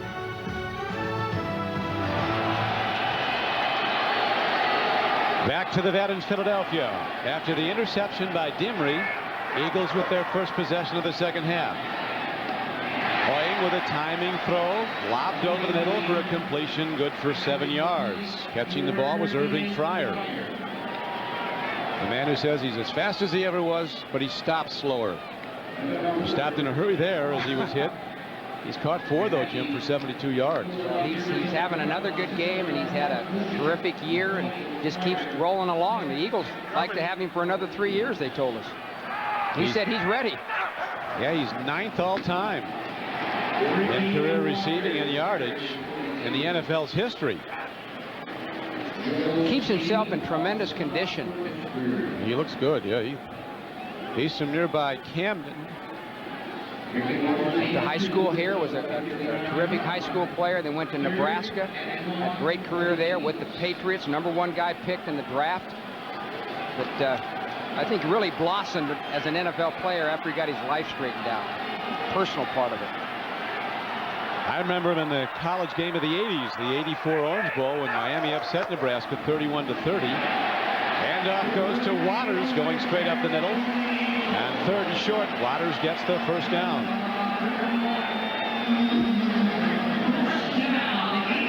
LaVon Kirkland makes the stop, but the Eagles capitalize, and now they looking to run some clock here, Jim, with the big lead. Well, just like Tim Lester is a key factor in the running game for the Steelers, Tim Lester, or Kevin Turner, the fullback for the Eagles, he's mainly a blocker for Waters, and he did a nice job on that last play.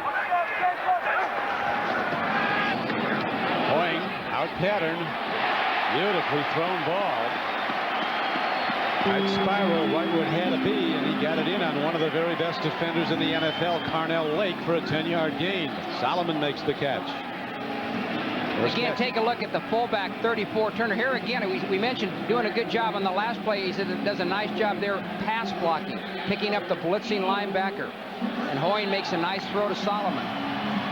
Solomon's a young guy that's been playing more and more. They like him. Been more of a factor in their offensive plan the last couple of weeks. Not big, but very quick is Freddie Solomon. Now the left tackle sets up early, Mayberry for the Eagles. That'll cost them 5.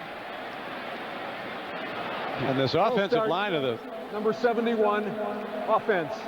5-yard penalty. Eagles, first down. which has been so maligned, and with reason, they've been playing good football today. Well, you know, last week Hoying is sacked 9 times. Now, it wasn't all the fault of the offensive line. They felt like Hoying held onto the ball 2 or 3 times when he should have gotten rid of it. But it was still a breakdown some in the offensive line. Today, they've done a tremendous job. You got to give them a lot of credit for the success that they've had offensively today against a really good defensive front.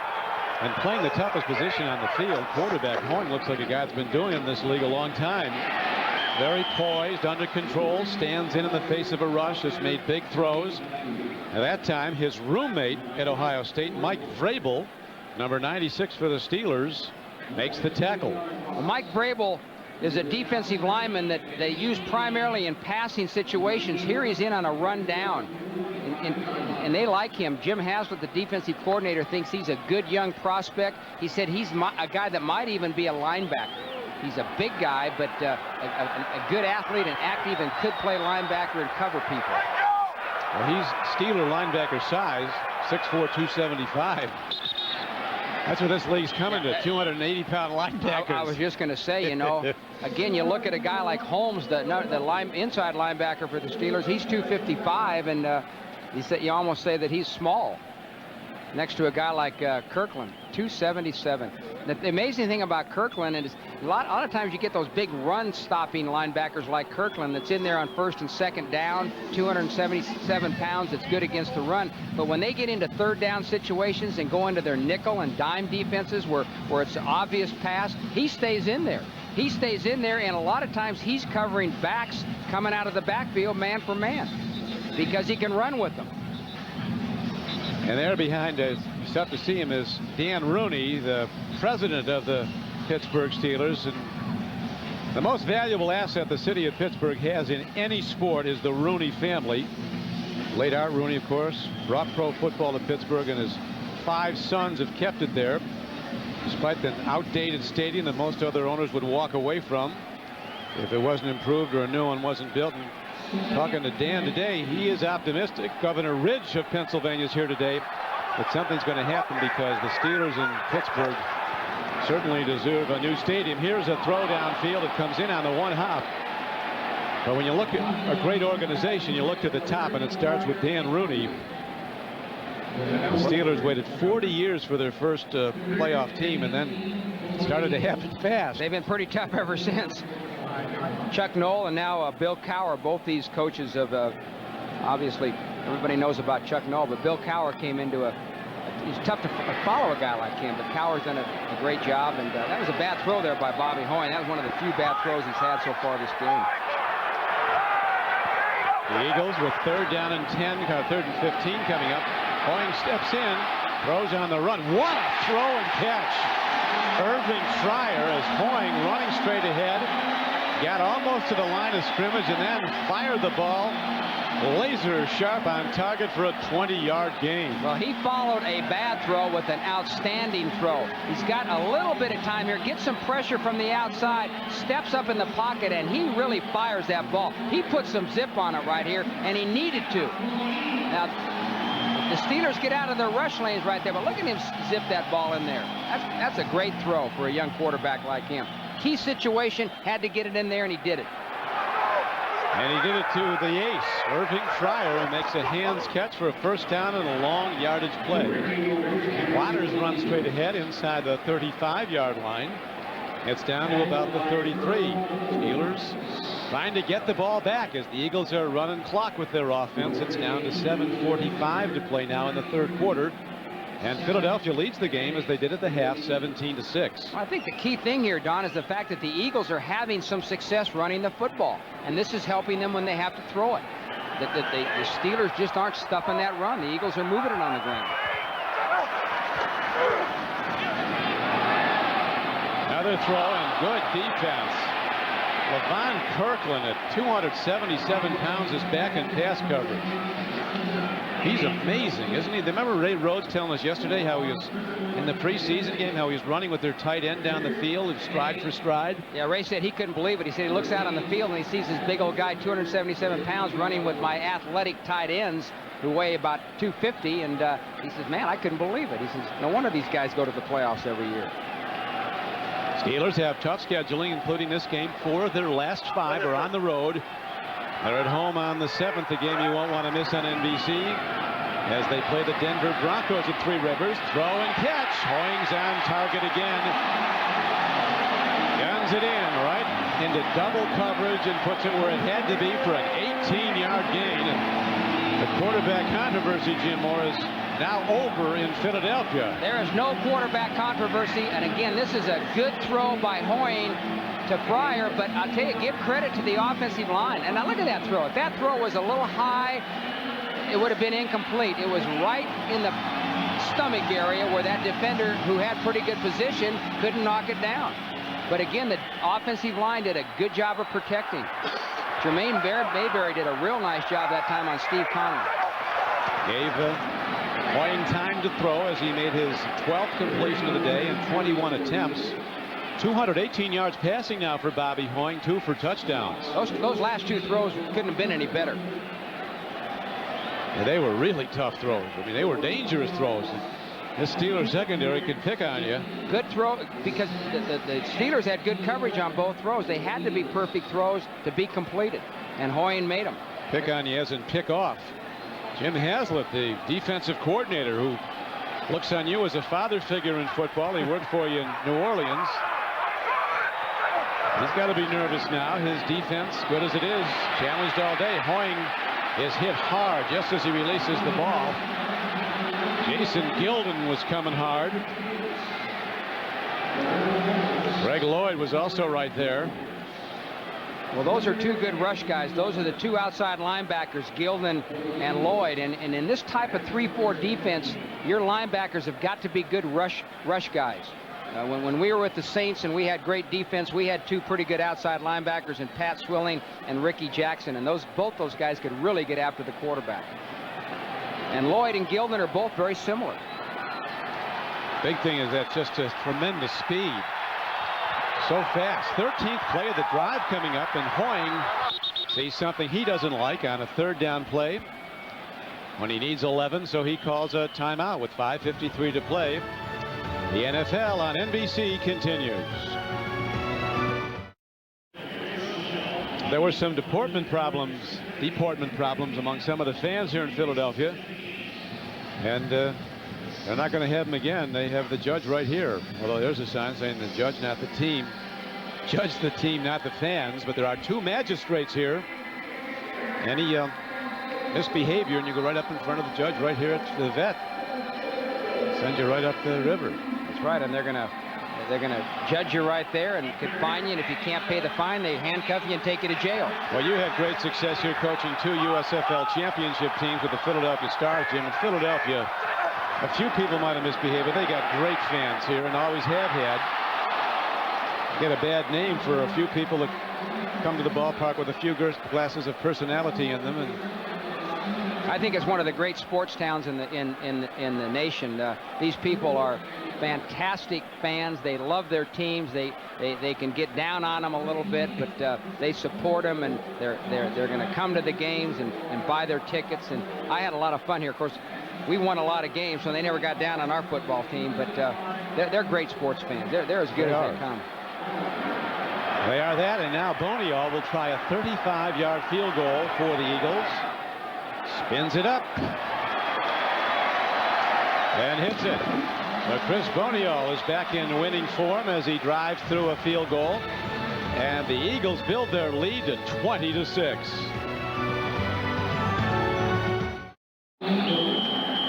Back at the vet, 5:45 to play in the third quarter.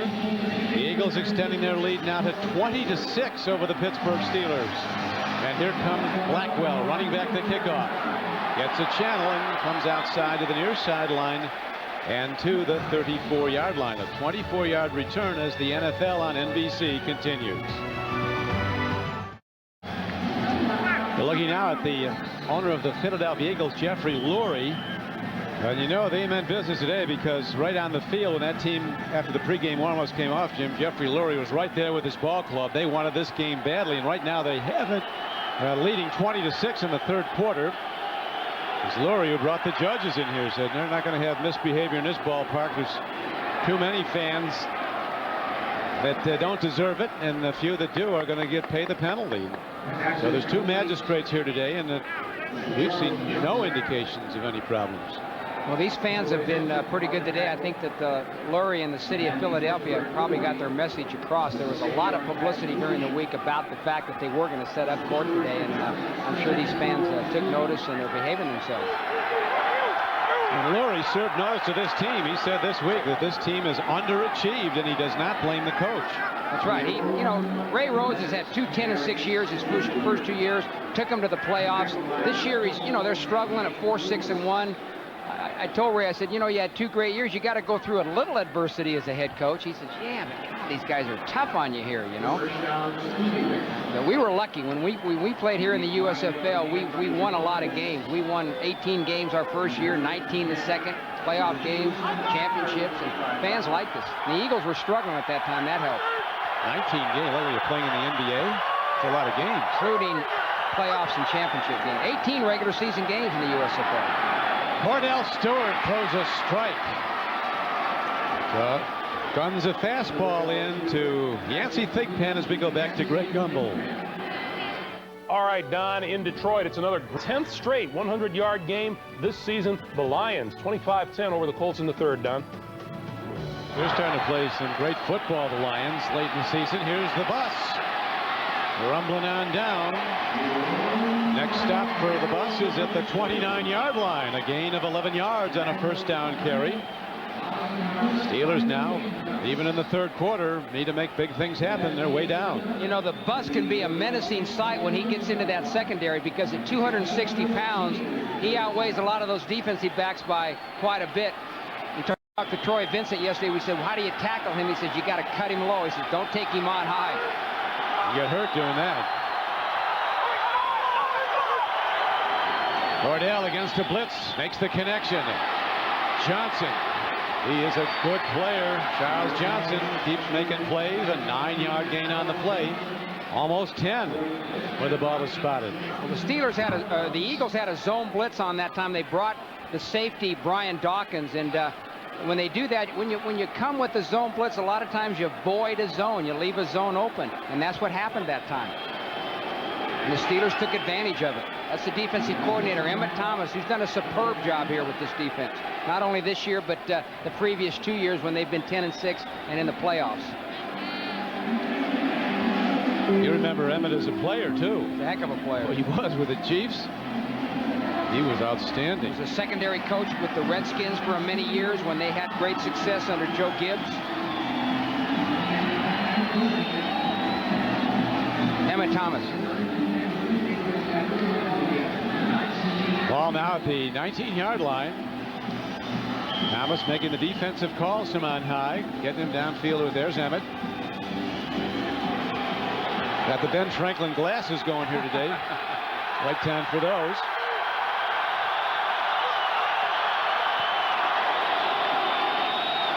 The bus. But it's the Eagles who take him down. William Thomas.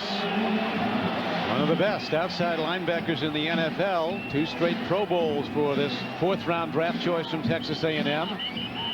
Has the best hands on the team, some people say. He actually catches the ball as well as any receiver they have. He has lobbied the coach at times to play tight end. He was a very good high school quarterback. In fact, was recruited at Texas A&M as a quarterback. Told us he'd rather make an interception than get a sack. Then they saw him start hitting people one day. End zone, touchdown, Steelers. There's a lot of people here from Pittsburgh. A lot of yellow towels being waved right now in the stands. First time they've had an opportunity to cheer today. That's almost as loud as when the Eagles scored. The terrible towels. Now this is a heck of a play. Now what they do is that Cordell is going to bootleg it out to the left side, and then he's going to throw a throwback screen back to Jerome Bettis, who snuck out the other way. And very nice blocking there by number 65, John Jackson, to get him in the end zone. The left tackle, John Jackson, came down there in a screenplay, did a nice job of blocking. Stewart 4 for 4 for 50 yards and a touchdown on that drive. Second half, Stewart starts to get the Steelers cooking. 2:04 to go in the 3rd quarter, and now Pittsburgh trails by 7.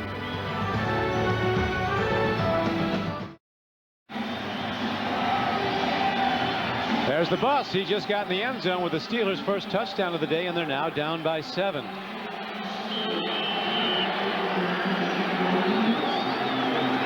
Beautifully executed screen pass play. Cordell Stewart sold it. Started to roll right, then turned around. Onside kick attempt. Steelers work it beautifully. It's their ball. Now look at Coach Cower. You got to tape his ankles. He's ready to get out there. Might be a penalty marker down.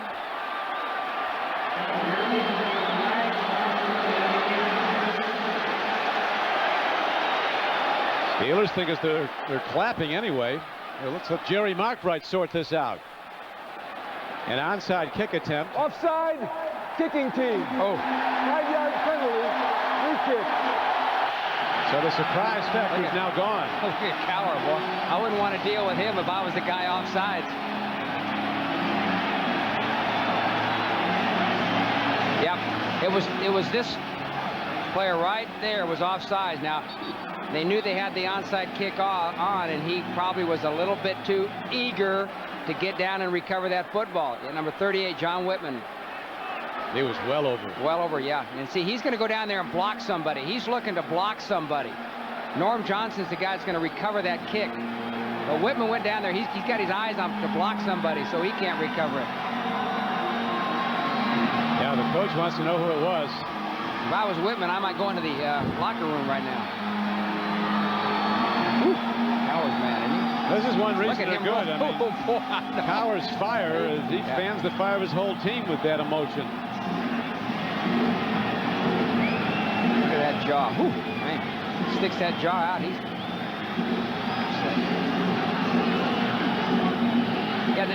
What they try to do here is Norm Johnson's going to come up and do a little pooch kick, just 10 yards, and he's going to go up and recover the ball. The 2 guys next to him are going to go up and block people. Right there, see the block? Oh, did they block somebody? I guess they did. Did a flip in the air.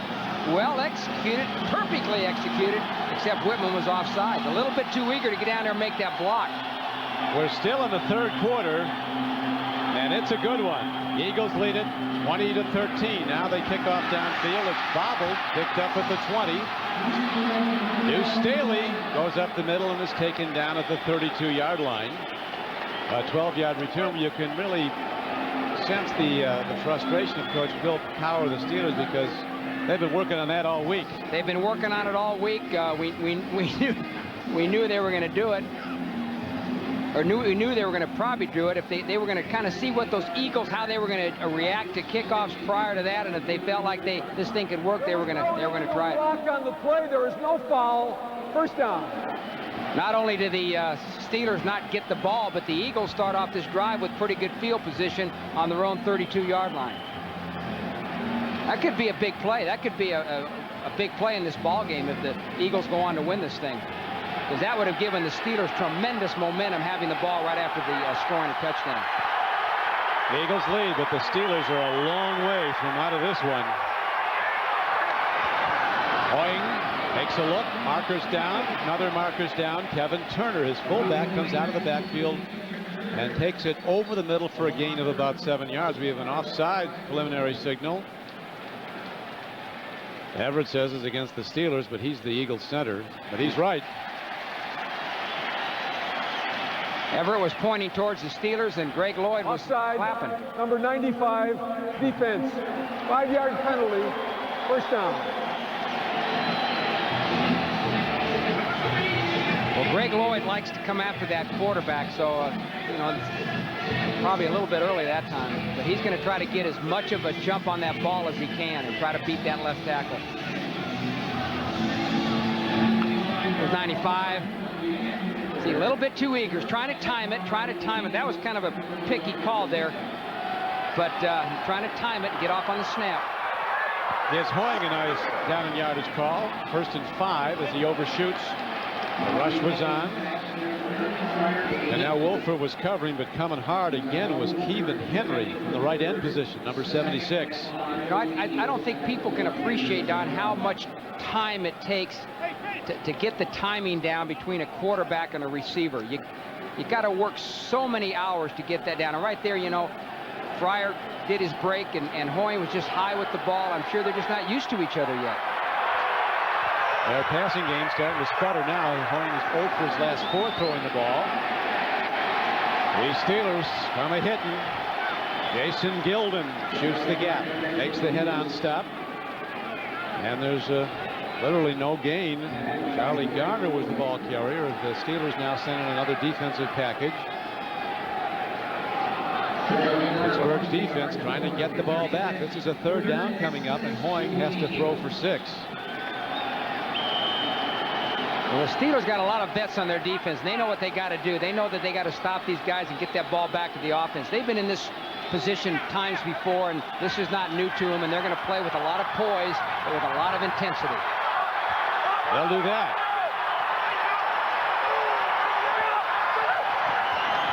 Hoying on 3rd and 6. Man, he is ripped. What a throw. Drills it to his tight end, Jimmy Johnson. Hoying standing in the last possible moment, releases the ball, takes the hit, but a perfect throw for an 18-yard gain. Yeah, that was a terrific throw because number 53, Steve Conley's going to be coming in from the right side. Oh, wow. He nailed him.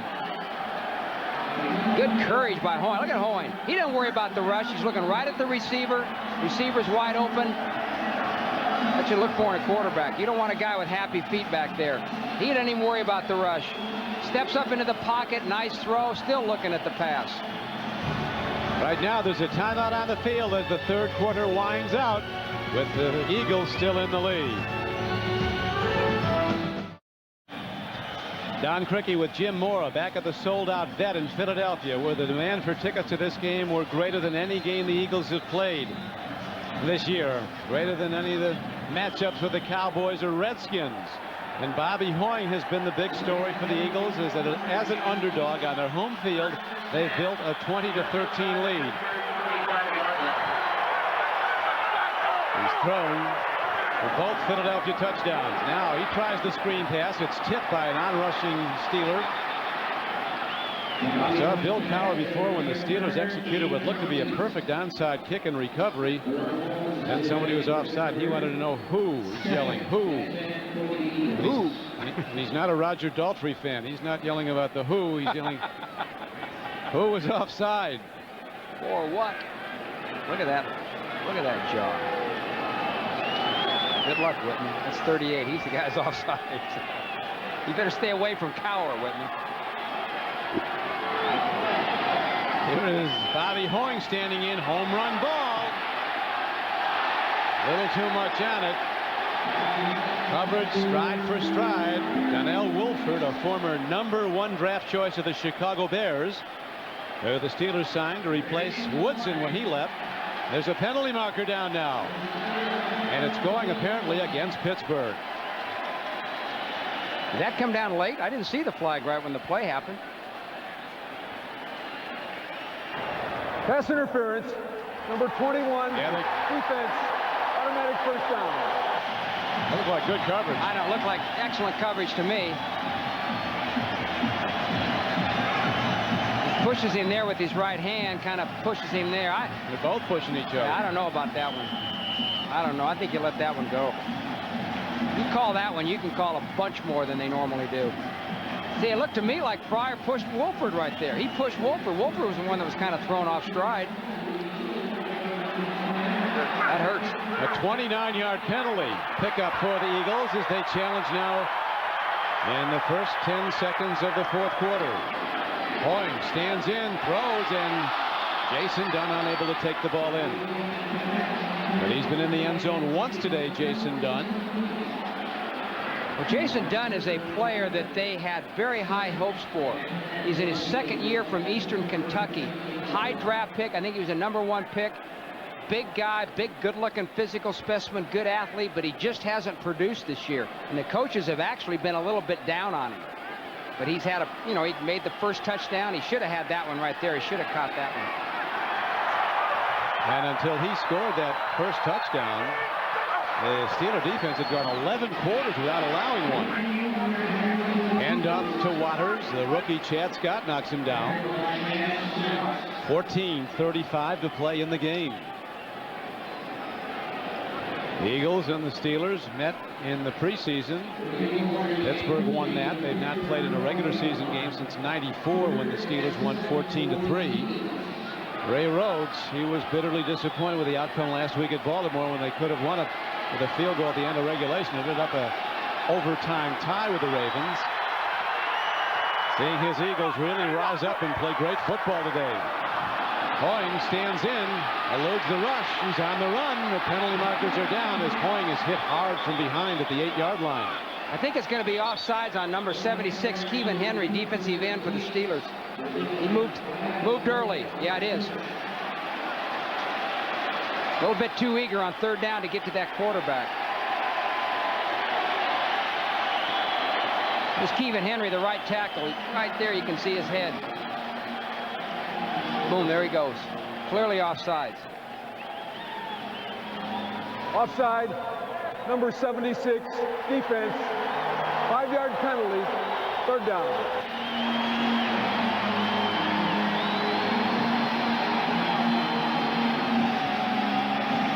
Steelers coaches thought that Kevin Henry had one of his best games of the season last week against Cincinnati. Very productive sacks, fumble recoveries, harassment on the quarterback. But the Eagles challenging again to build their lead from 7 to 14. Third down. Hoying rolling out. Looks to. Throws. It's almost picked off. Linebacker coverage by Jason Gilden was excellent. He made a diving try at the ball. Guys are really athletes, aren't they? Big as they are. Yeah, he's going to sprint out right here. I mean, that's a planned play. He's going to run to his right. And they're going to get Fryer right out there in the flat. But Gilden, the outside linebacker, was pretty good coverage right there. A little step, about a step or two behind him. That could have been completed if Hoying would have made a better throw. You got to lead the receiver. Clearly, Fryer was the guy that they were looking for all the way. That play was set up to get Fryer open. Hoying sprint out, hit him in the flat. Didn't work. Monial, started coming into this day, had missed 7 of his previous 14 field goal attempts, but today he's been good every time, and he extends the Eagles' lead to 10 points. Philadelphia kicks off when we come back. The NFL on NBC is brought to you by Micron Electronics. Now you know. Call 1-800-MICRON-PC. By Century by Buick. Discover a little luxury in this century and buy Nintendo 64. Get N or get out. Back to the vet in Philadelphia. The Eagles have just built their lead to 10 points, 23-13, and will now kick it off.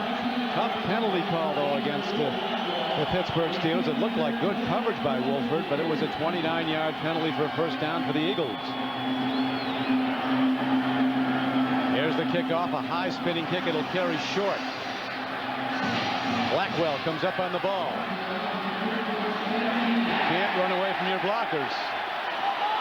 Ball's loose. I don't know. No, they're giving it to Eagles ball. It's ruled a fumble. They ripped it out. It was not ruled he was down. Jerry Markbright was right on top of it, and he made the call.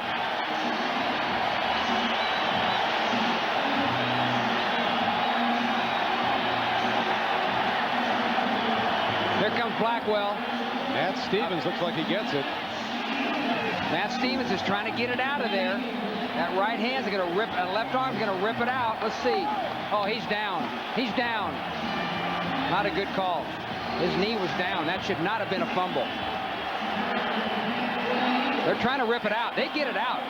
They get it out, but too late. See, Blackwell's down right there before the ball comes out. He was clearly down. Clearly down. Bad call, and a critical call. Oh, my goodness. See his knee down there? The left knee was down, then it came up, then it went down again. He was clearly down, but they ruled it a fumble, and the Eagles take over the ball, and Hoying looks to capitalize. Down the middle, he's almost picked off by Levon Kirkland, who already has 2 interceptions this season. He's back 15 yards in pass coverage in a split second. And when you get a chance to make a play in a situation like this, where the ball is, you got to make it. You got to make those plays. The ball's right in your hands. You got to catch it. Boy, 2 critical penalties against the Steelers, huh? The pass interference and that fumble. Ooh. That was no penalty, just ruling it a fumble. Not a penalty. I don't mean a penalty, but calls by the officials. Critical calls by the officials. Still 13:20 to play. Here comes a rush on Hoying. He gets the ball away, and the Steelers are there to knock it down as Darren Perry, a 6th-round draft choice who started from his first game as a rookie for the Steelers out of Penn State. They do draft well. Yeah, they draft well. I mean, here's a guy like you mentioned 8th round, 6th round. 6th. Yeah, drafted the 6th round. Here he comes in, and from the very first regular season game, this guy comes in and has started every game. You got to find guys like that. That's what your personnel people do. Tom Donahoe is the director of football operations for the Steelers. He doesn't have a lot to say, but he sure can direct the football operation. Here's a throw and a catch. It's good for a first down. Let's see where they spot the ball. It's very close to a first down at the 9-yard line, as Irving Fryer brought the ball in. You know, the amazing thing to me is the Steelers know the Eagles are going to throw to Irving Fryer. And he's the guy. That's the only guy they throw to. You got to find a way to double cover him or cover him closer or do something. Don't let him catch those easy ones. That's just a 3-step drop. 1, 2, 3, bam, and he hits him in the slant route. Now, Chad Scott's right on the play, but it's too late.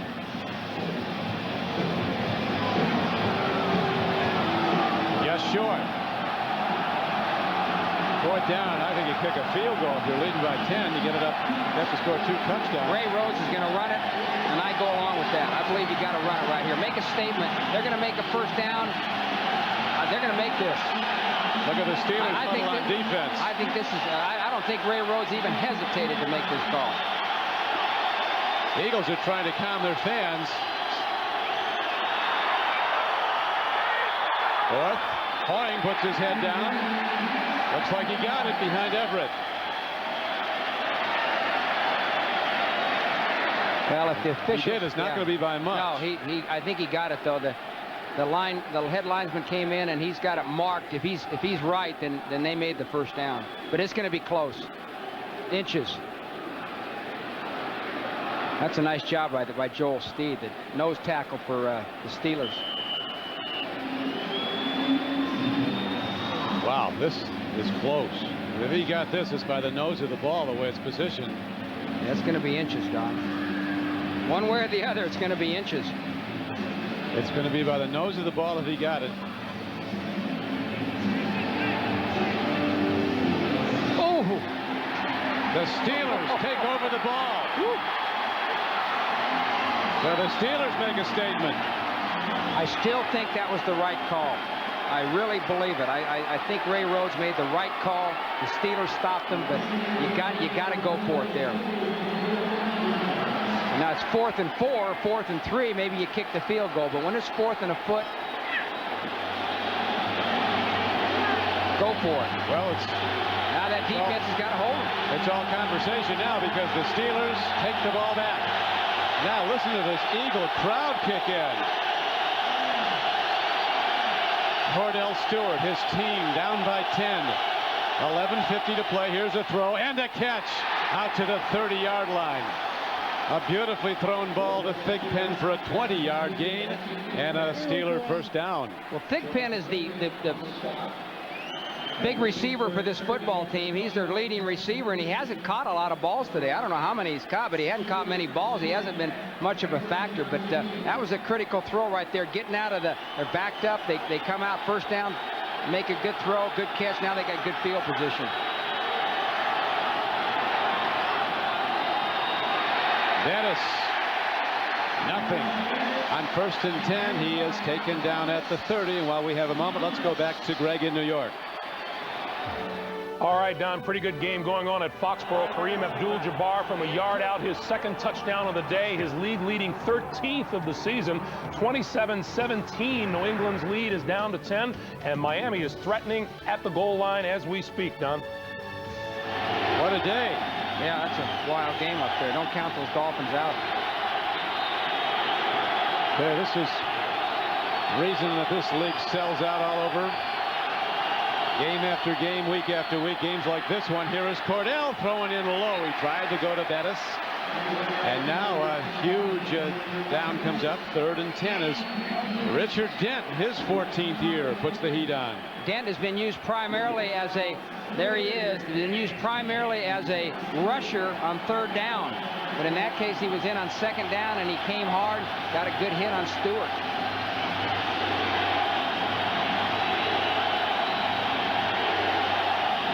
Guys played. He's coming off the field now, but Hollis Thomas, their defensive tackle, their free agent from a year ago, rookie, had a heck of a game. Charles Johnson's a guy to watch at the lower left of your screen on 3rd down and 10. Here's the snap. Cordell takes a look, goes the other way and makes a beautiful throw for a first down. And out to the 46-yard line of the Eagles. Thigpen with a 25-yard reception as he had the defender looking like he was at a hoedown doing a turnaround. Well, what he does, he drives Dimry off. Now, Dimry kind of settled on him right there, but he kind of pushed off there, drove Dimry off, and broke it to the outside, and Stewart made a nice throw. You know, in critical situations like this where you got to have the big play, you got to go to your favorite guy. Thigpen's been the guy all year. 3 catches today for Thigpen now for 44 yards. They go to the reverse.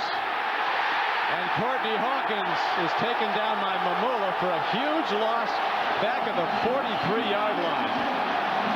You talk about a big play for defense. That's what Mike Mamula made there. He's the defensive right end right there. Nobody blocks him, and he comes free. Saw that thing coming, made the tackle for loss. Almost 11 yards lost where the ball is spotted just short of the 45-yard line of the Steelers. So it's all on Cordell Stewart now to gun the ball. Johnson goes wide to the left, as does Thigpen. Courtney Hawkins on the right flank. Stewart fires, comes in high, threw it too hard, and Hawkins couldn't bring it in. And the ball was close to being picked. Eagles were closing on the loose ball. Green Bay finally ending the losing streak to Dallas. Minnesota inching closer to the Jets. The Bears with a possible upset at home. And the Eagles with a possible upset at home also. They came in as an underdog on their home field. Bill Cowher and the Steelers coming in winners of 7 of their last 8 games.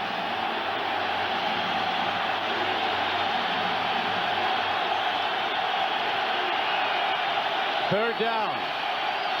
They need 20. Lofted ball. It is caught for a first down.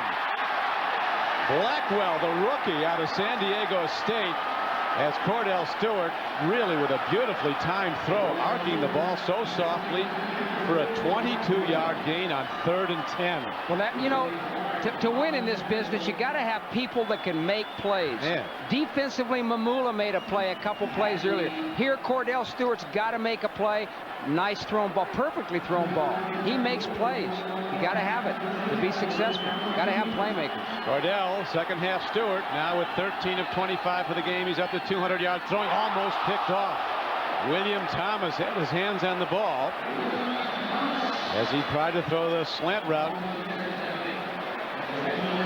Thomas would have had those interceptions. He told us how he likes to get interceptions. Yeah. Rather have interceptions more than sacks.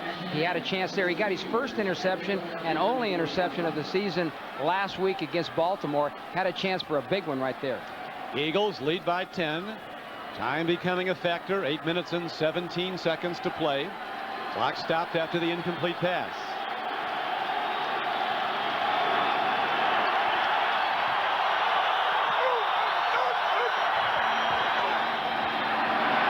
Cordell Stewart is sacked on 2nd and 10. It'll be 3rd and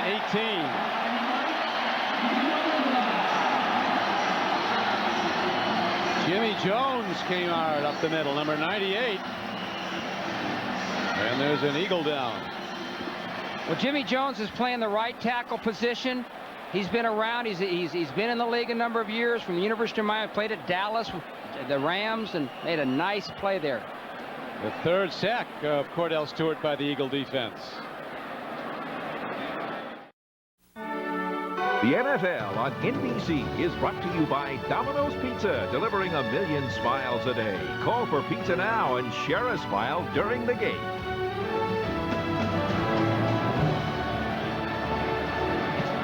We're back at the vet in Philadelphia. Don Criqui with Jim Mora. 8:12 to play in the game. The Eagles lead the Steelers 23-13.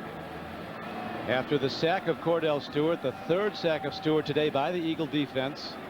Jimmy Jones got the credit for the sack. It looks like Mike Mamula was shaken up on the play, one of the Eagle pass rushers. Well, Mamula plays that defensive right end spot there, and he's one of their best pass rushers. He's beating Jackson off the corner. That's what he does best. Speed rush right off that corner. He's not a big guy. He's not going to power over you, but he can beat you quick to the outside. That's his best move. Come right hard to the outside, beat you with quickness. There he is again, the left side of your screen. Makes a nice move on Jackson. He actually forces Stewart up into the pocket where Jimmy Jones can make the sack. Mamula set up that sack. Jones gets credit for the sack. They ought to give Mamula some credit there. He set it up. I think he might have got kicked in the head inadvertently when people were flying over him. So Mike Mamula is helped off the field, but looks to be ready to return shortly. And now another huge down arises for the Steelers, who trail in the game by 10 points. 3rd down, and they're going to need almost 18. They've done well on 3rd down, 60% conversions today, 6 of 10. The Steelers are one of the best in the league at converting 3rd downs. One of the reasons is because they run the ball so well. Usually on 3rd down, they have about 5 or 4 yards to go, so it's easier to convert. This isn't the case right here. They've got 3rd and about 20, 19 or 20. Cordell Stewart has to fight the crowd also. Here comes the rush. He stands in, fires down. He gets his man Blackwell, but he's way short of a first down at the 35-yard line. That brings up 4th down and about 12. Cowher's got to make a decision here. Do I go for it on 4th down? They're on the 35-yard line, or do I kick a field goal? Twice. They got to go. Yeah, they're going for it. The way Hoying's been moving this Eagle team, they've been using a lot of clock. They've had extended drives 4 times in this game. That's right. The Steelers got to go for it here. They may not get the ball back too many times. 3 wide receivers. They keep 2 backs in. They'll see where the blitz is coming from, whether or not they have to pick it up. Cordell stands, he looks, he fires. Incomplete. Inside the 25-yard line, and the Eagles take over the ball. He was shooting at Charles Johnson, and great coverage by Philadelphia breaks it up. So with 7:05 to play in the game, the Eagles take over the ball.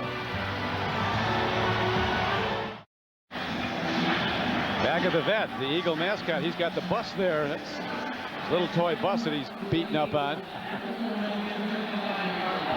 A metaphor for what's going on the field is the bus of the Eagles. Jerome Bettis has had some yards, but not enough. And right now, Philadelphia controlling the game and the ball. And we go back to Greg Gumbel in New York. Patriots in the lead, Don. And 2 of those interceptions run back for touchdowns by Wiggum and Hitchcock. Second down and 5. Going with a long count. Goes back to Garner. And small but quick. And as you pointed out, Jim, Mora strong as he breaks tackles and gets ahead for an Eagle first down. I didn't realize that Garner ran with this much strength. We played the Eagles when I was coaching the Saints a number of times when he was on the team, but he always was the guy that impressed you with his quickness and his speed and elusiveness and ability to make people miss. I've seen him today break some tackles. He has. He runs with a good body lean. Out of Tennessee, he was a record setter one season for the Volunteers. He's carried today 5 times, has Garner for 24 yards. Going with a pitch on 1st and 10. Garner. Boom. All the way down to the 37-yard line of the Steelers. First down, Eagles. A 15-yard gain on the play. See what he can do there now. We talked about his strength, but his main asset is his speed and quickness. And what he can do here as he comes on with the toss is he can get outside and outrun the pursuit coming from the inside. As a defender, you think you've got pretty good pursuit angles on the guy, but his speed is so good that he outruns that pursuit. That's what he did there. Outran it for a 15-yard gain.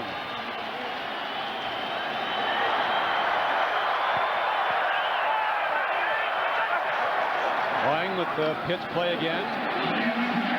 This time they get the ball to Kevin Turner, the fullback from Alabama, takes the ball down to the 29-yard line. So the Eagles controlling this game, running the ball. The clock running down now to 4:35 in the 4th quarter. And Philadelphia continues to lead 23-13 over the Steelers. Kevin Turner's a good all-around football player for the Eagles. Out of Alabama, he was drafted by the Patriots, and the Eagles signed him as a free agent. He doesn't carry the ball much. He's a good receiver out of the backfield and a good blocker.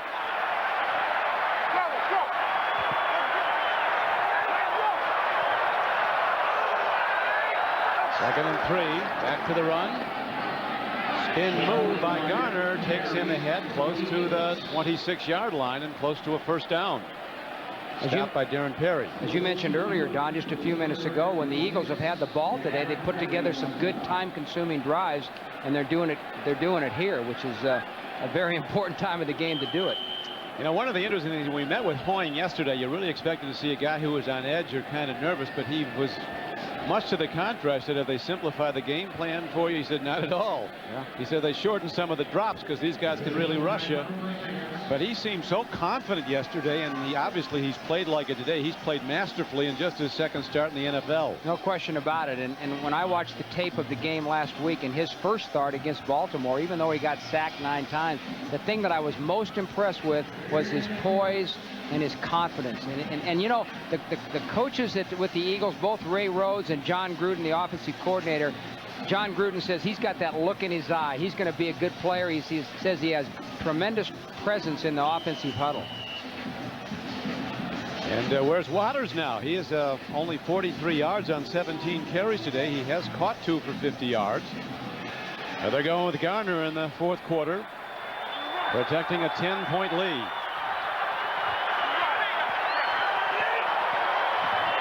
Third and short. Remember the quarterback keep earlier today, and there's another.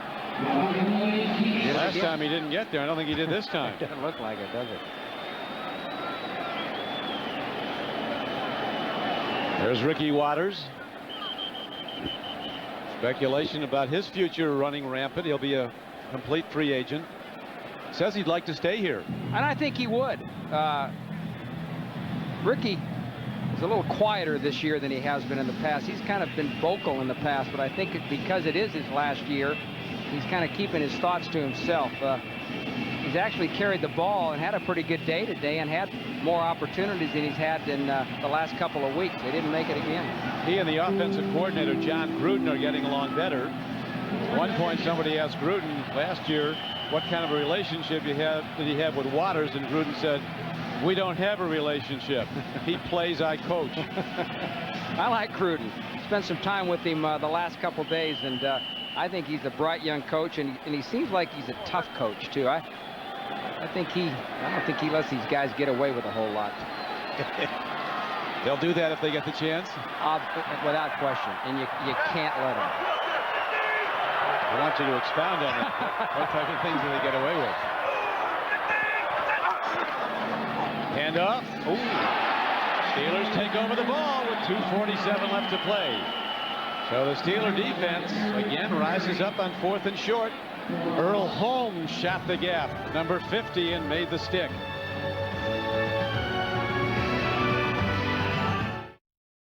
This is a look at number 50, Earl Holmes. He's one of the really good young football players on that Steeler defensive football team. He gets blocked there, goes to the ground, but gets up and makes the tackle.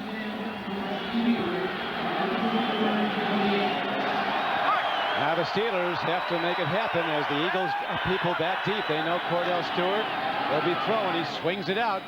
What a catch by George Jones, the rookie out of San Diego State. Flypaper hands. They got two good rookies out of San Diego State this year. George Jones and the wide receiver, Blackwell. Two good football players out of a somewhat smaller type football program out there in the West Coast. The Eagles, though, Jim, taking away the middle of the field. He had to swing it out. He was looking downfield. There was nothing there. 4 wide receivers set for the Eagles. Other throw, and again, Stewart comes in high, looking at Courtney Hawkins. He's not a big target at 5'10", but he's fast. Had a pretty good rush there by Richard Dent. Put a little pressure on Stewart. Stewart had to throw it high. They're going to try to... They're looking downfield. They're looking for the middle of the field, but they've also got to be concerned about the clock and try to conserve as much time as possible and throwing some to the sidelines to get the receivers out of bounds. 2 minutes and 38 seconds left to play. Eagles on defense lead by 10. Threw that one to Cowher. Richard Dent, excuse me, Don. He put some pressure on him. What they've got, a little stunt. You're going to see the tackle come outside, and Dent's going to come inside. Going to beat the blockers. The tackle can't get inside quick enough, and he comes free and puts the hit on Stewart. Mike Mamula, we're told, has a concussion, won't be back in the rest of this game. But Richard Dent, he ain't looking to start no scuffle. He's just doing his Super Bowl shuffle out of the great '85 Bears team. Playing well in the absence of Mamula. 4th down for the Steelers. Caught! What a play. It's a 1st down. Yancey Thigpen comes back at the ball. A 17-yard gain on 4th down. They're going with their hurry-up offense, no huddle. They better. Down by 10 with 2:13 to play. Another out throw, another catch, and getting out of bounds smartly is Hawkins as he's out of bounds at the 45-yard line. Those were 2 good throws by Cordell Stewart. Impressed with the way he's got a very quick release. Once he decides to get rid of that ball, he throws it quick. He doesn't have a long windup, especially on those last 2 throws. He fired it out of there quick. Packers laying waste to the Cowboys at this point. 38-17.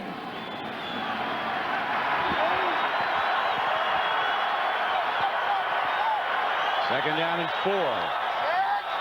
Cordell Stewart searching somebody out, takes a look, lets her go long. He's got a man way out there, and it is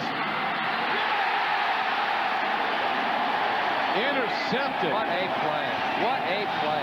Matt Stevens, who was cut by the Buffalo Bills out of Appalachian State, makes a sensational over-the-shoulder interception, and that might put the lid on for the Eagles with 1:57 to play.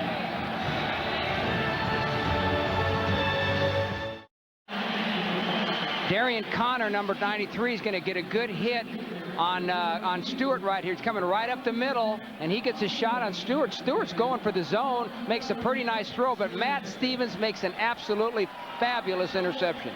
And that was a tremendous play. Not only does he get the ball, but he keeps his feet in bounds, so it is an interception. Ball's bouncing around, actually hits him on the head, but he stays with it all the way, makes the catch, and comes down with both feet in bounds. That's a terrific play. Fantastic play. Stevens was a pretty high draft choice. The Bills, I think they got him in the 3rd round. Took a beating up there because of his long blonde ponytail he used to wear, but he's an off-season model. Now he's going the shorter cut. So you can play football, though. Oh, he's a good player. The senior year at Appalachian State, he had a very, very serious leg injury. And that was one of the reasons that he wasn't drafted higher, because he had great, really good numbers at Appalachian State. And he was a good football player, but was coming off a bad injury. Now let's take a look at the Miller Lite game summary. Game summary that has to make Coach Ray Rhodes a happy man. Bottom line at the top of is the Eagles 23, the Steelers 13, a 10-point lead for Philadelphia late in the 4th quarter. Cordell Stewart picked off 3 times today, and his counterpart Bobby Hoying, no interceptions and 2 touchdown throws. Well, the key stat is this one right here, Don. 5 Pittsburgh turnovers. The Eagles defense has been playing pretty well this year. One of the things they haven't been able to do is get takeaways from the offense or create turnovers. Today they got 5. To me, this is the difference in the ballgame. That and the play of the quarterback, Bobby Hoying. Won't be a happy week at Three Rivers as the Steelers get set to go out to Arizona. Might not be a happy Sunday afternoon for the Cardinals either next week. I wouldn't want to be playing these guys. Well, the bus doesn't look too happy, does he? Remember, the first carry of the game kind of set the tone for the turnover story. He fumbled on his first carry. Soon after, the Eagles had the first touchdown of the day. With a run they go as Waters is back in the game. He runs the ball to the 22-yard line. The Chicago Bears have beaten Tampa Bay. Tampa Bay goes to 8-4 on the year. This is a tough league. Now, how many people in the country would have given the Bears much of a chance to beat Tampa Bay, and yet they step up and do it? You just can't ever relax in this league. I'd give them a better chance, Jim, than I'd given the Colts to beat the Packers last week. Well, that's true, but that, again, that's just an example of what can happen. You cannot let down. You say the Bears are a terrible football team. There's no terrible football teams in the National Football League. There just isn't. They've all got good players. They all do a good job of coaching. And so often in these games, it's a play or two that makes a difference. It's not like the whole game one team was great and the other team was horrible.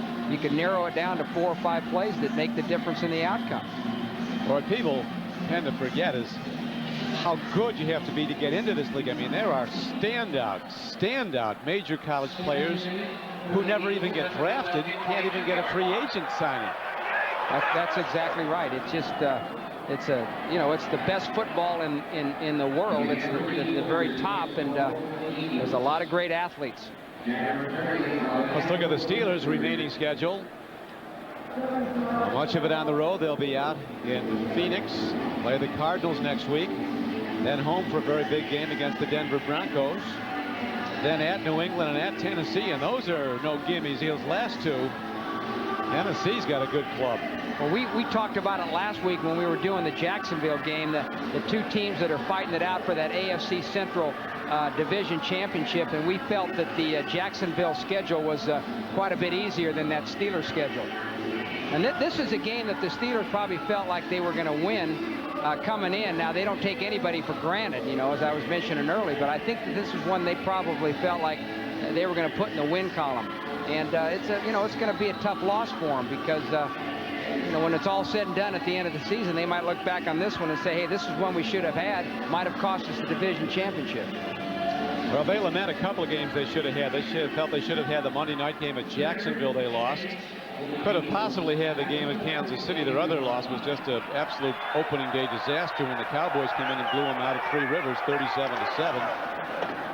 But they have a great history under Cowher. When things go bad, they get turned around very quickly, and they're right back winning again. Yeah, I wouldn't expect them to lose 2 in a row.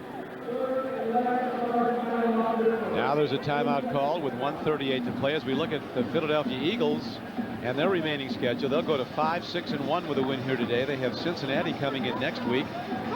Then a war with the Giants at Atlanta and at Washington to conclude the season.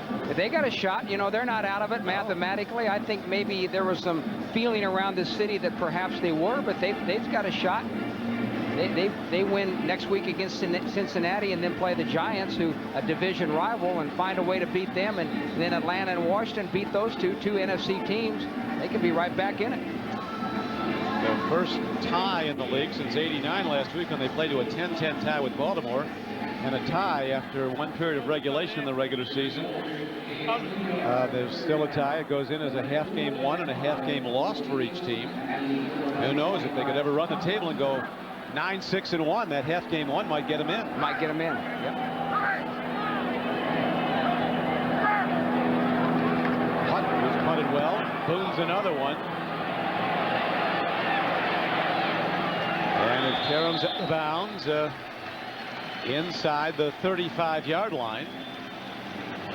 I think one of the keys for the win today for the Eagles has been that the fact that their special teams have played so well. Boniel has been perfect on his field goal attempts. Just that play right there, that was a beautiful punt by Hutton, and not only was it a long punt, but he kicked it out of bounds to eliminate any chance of a return by the Steelers. I think that the fact that they've done 2 things today that they haven't been able to do all year today. 1, play good in the kicking game, and 2, their defense create turnovers with 5 turnovers has been a big plus for them and major factors in them winning this football game. And the finals coming in, Jim. The Packers have really destroyed the Cowboys. 45-17. It's now a final score. Detroit a 32-10 winner over Indianapolis. Atlanta beats New Orleans 20-3. And the Vikings, is this right, have beaten the Jets 27-23. Looks like it is, so it just handed to us. You think it's a heck of a comeback, because the Jets had a pretty good lead there, didn't they? Sure did. No, it's 23-20. 23-21. The Jets win. Okay. The Jets win 23-21. That would have been a heck of a comeback by the Vikings. That's a big win for the Jets. Now they're in first place, aren't they? Yeah, my man's numbers aren't too good. He made straight A's in school, but his B's were a little crooked. So are his numbers here. There's the 10-minute ticker.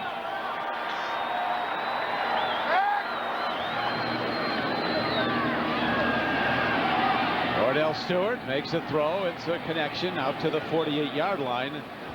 18-yard gain, but the Eagles defense keeping them out of the end zone. That's the key, and the Eagles holding to a 10-point lead as we're down now to 1:07 left to play.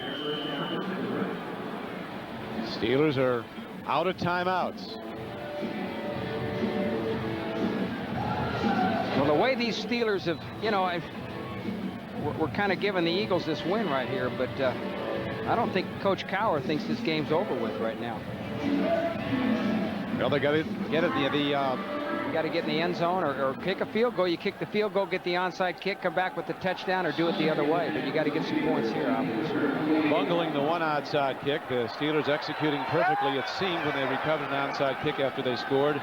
But John Whitman was ruled offside. They had a re-kick. And at that time, they would have had the ball at midfield, trailing by 7. The Steelers would have if the play had gone and had there not been the offside penalty on Whitman. Yeah, then there was that and then the Steelers had 2 calls against them: the pass interference call, and then the one where Thigpen was down and they ruled it a fumble. Yeah, Thigpen's knee had actually hit the ground and they ruled it a fumble that the Eagles got. Those were 2 critical calls that really hurt them this second half. 1:01 left to play. So all that's left for Cordell Stewart and the Pittsburgh offense. Take the snap out of the shotgun set and let it fly long. He can do that. That is long. What a gun on this kid. He's almost picked off again. Troy Vince disappeared. It's like that guy that ran through the outfield wall in baseball. Cordell's got a strong arm, doesn't he? Man. That was about 60, 70 yards, 65 yards. There it is again. He just threw that one down there and hoping that Blackwell could run underneath it, but Vincent was in good position. New England held on to beat Miami 27-24.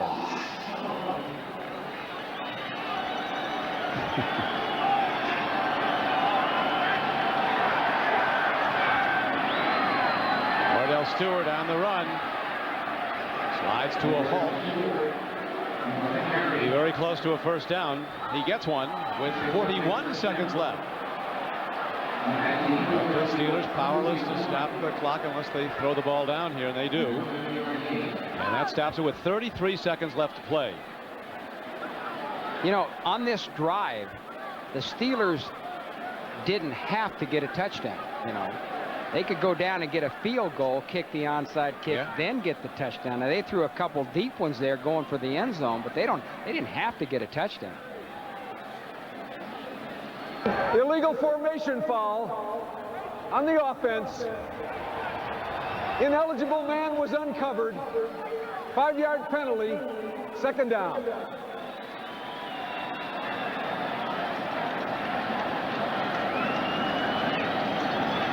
And that sets the ball back to the 47-yard line.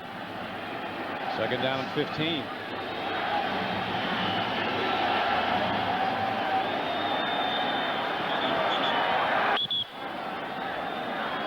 Cordell Stewart now, as we're having some difficulty getting the final moments of this game off.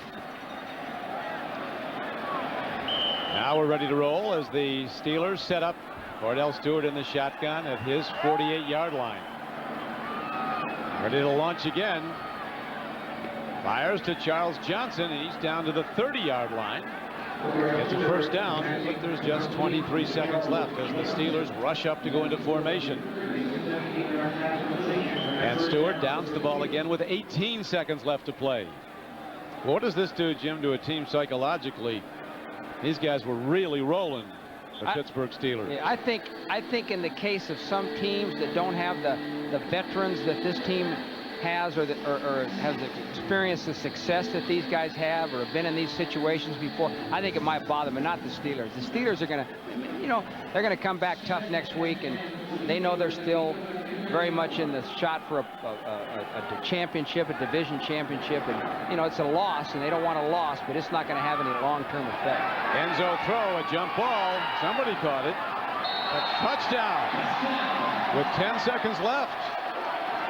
A 30-yard touchdown throw. And they're going to credit it. It looks like, is it Courtney Hawkins? They're going to give it to Will Blackwell. Every receiver on the team was down there trying to get it. That's one of those Hail Mary plays. They're going to send all three receivers deep, and there's Blackwell. He's the one that's going to come down with it. And Cordell Stewart's just putting it up. The Eagles are in pretty good position. He just makes a heck of a catch. You saw number 20 there, Brian Dawkins. He tried to knock that thing down, tried to knock it out of Blackwell's hands, but Blackwell hung on to it. So Hail Mary play that's working. The extra point is up and good. Strange things have happened in this league. Just 10 seconds left. You think back of when you let some time elapse before you called a timeout, how much you'd like those seconds now if you're the Steelers. And if you're the Eagles, you just try to run out this last 10 seconds. They'll have their hands team on the field because the Steelers are going to try an onside kick. They have to. It is a doubleheader day here on NBC Sports. Lots of action coming up from around the country, including the main game, the Chargers going against the 49ers at San Francisco. Some of you will see the Kansas City Chiefs go against the Seahawks at Seattle. Jacksonville, which now takes over the lead in the AFC Central. If the Steelers lose today, will play at Cincinnati. Check your local listings for the game in your area. Game 2 of our doubleheader coming up next on NBC. You know, we talked earlier, and quite a bit about the fact how Stewart has played in the first half compared to the second half. Here are his stats. First half, he was 4 of 14, 37 yards, 1 interception. Second half, 16 of 30, 257 yards, 2 touchdowns, and 2 interceptions. Yeah. So he's continuing his second half trend here. First half and second half trend. Maybe they ought to play Tomczak in the first half. Bring him in relief. I think it takes him a half to get warmed up. See, if they played Tomczak, then he'd be sitting on the bench and get warmed up. Well, here's the onside kick. I know one guy that won't be offside is John Whitman. He may not be in there. Well, if he wants to wear the yellow and black next week. A good onside kick attempt. Ball's on the field. And it looks like the Eagles might have gotten it. They do. So Philadelphia gets the kick and gets the win as Bobby Hoying comes out to down the ball one last time, and Philadelphia with a tremendous victory today, winning 23-20. It was close, though. Yeah, pretty good kick by Johnson. It's tough to convert these onside kicks. A lot of time you need a little bit of luck. Well, the Eagles get bragging rights for the state, huh, Don? They do that. Bobby Hoying has established himself as the Eagle quarterback of the present and the future, completing 15 of 31 for 246 yards, 2 touchdowns, and no interceptions. That's 2 weeks in a row. His 2 starts, his 2 games as a starter, no interceptions. So that will do it. Final score, the Eagles winning 23-20. Now for Jim Mora, this is Don Criqui. This has been a presentation of the NFL on NBC, home of the Super Bowl.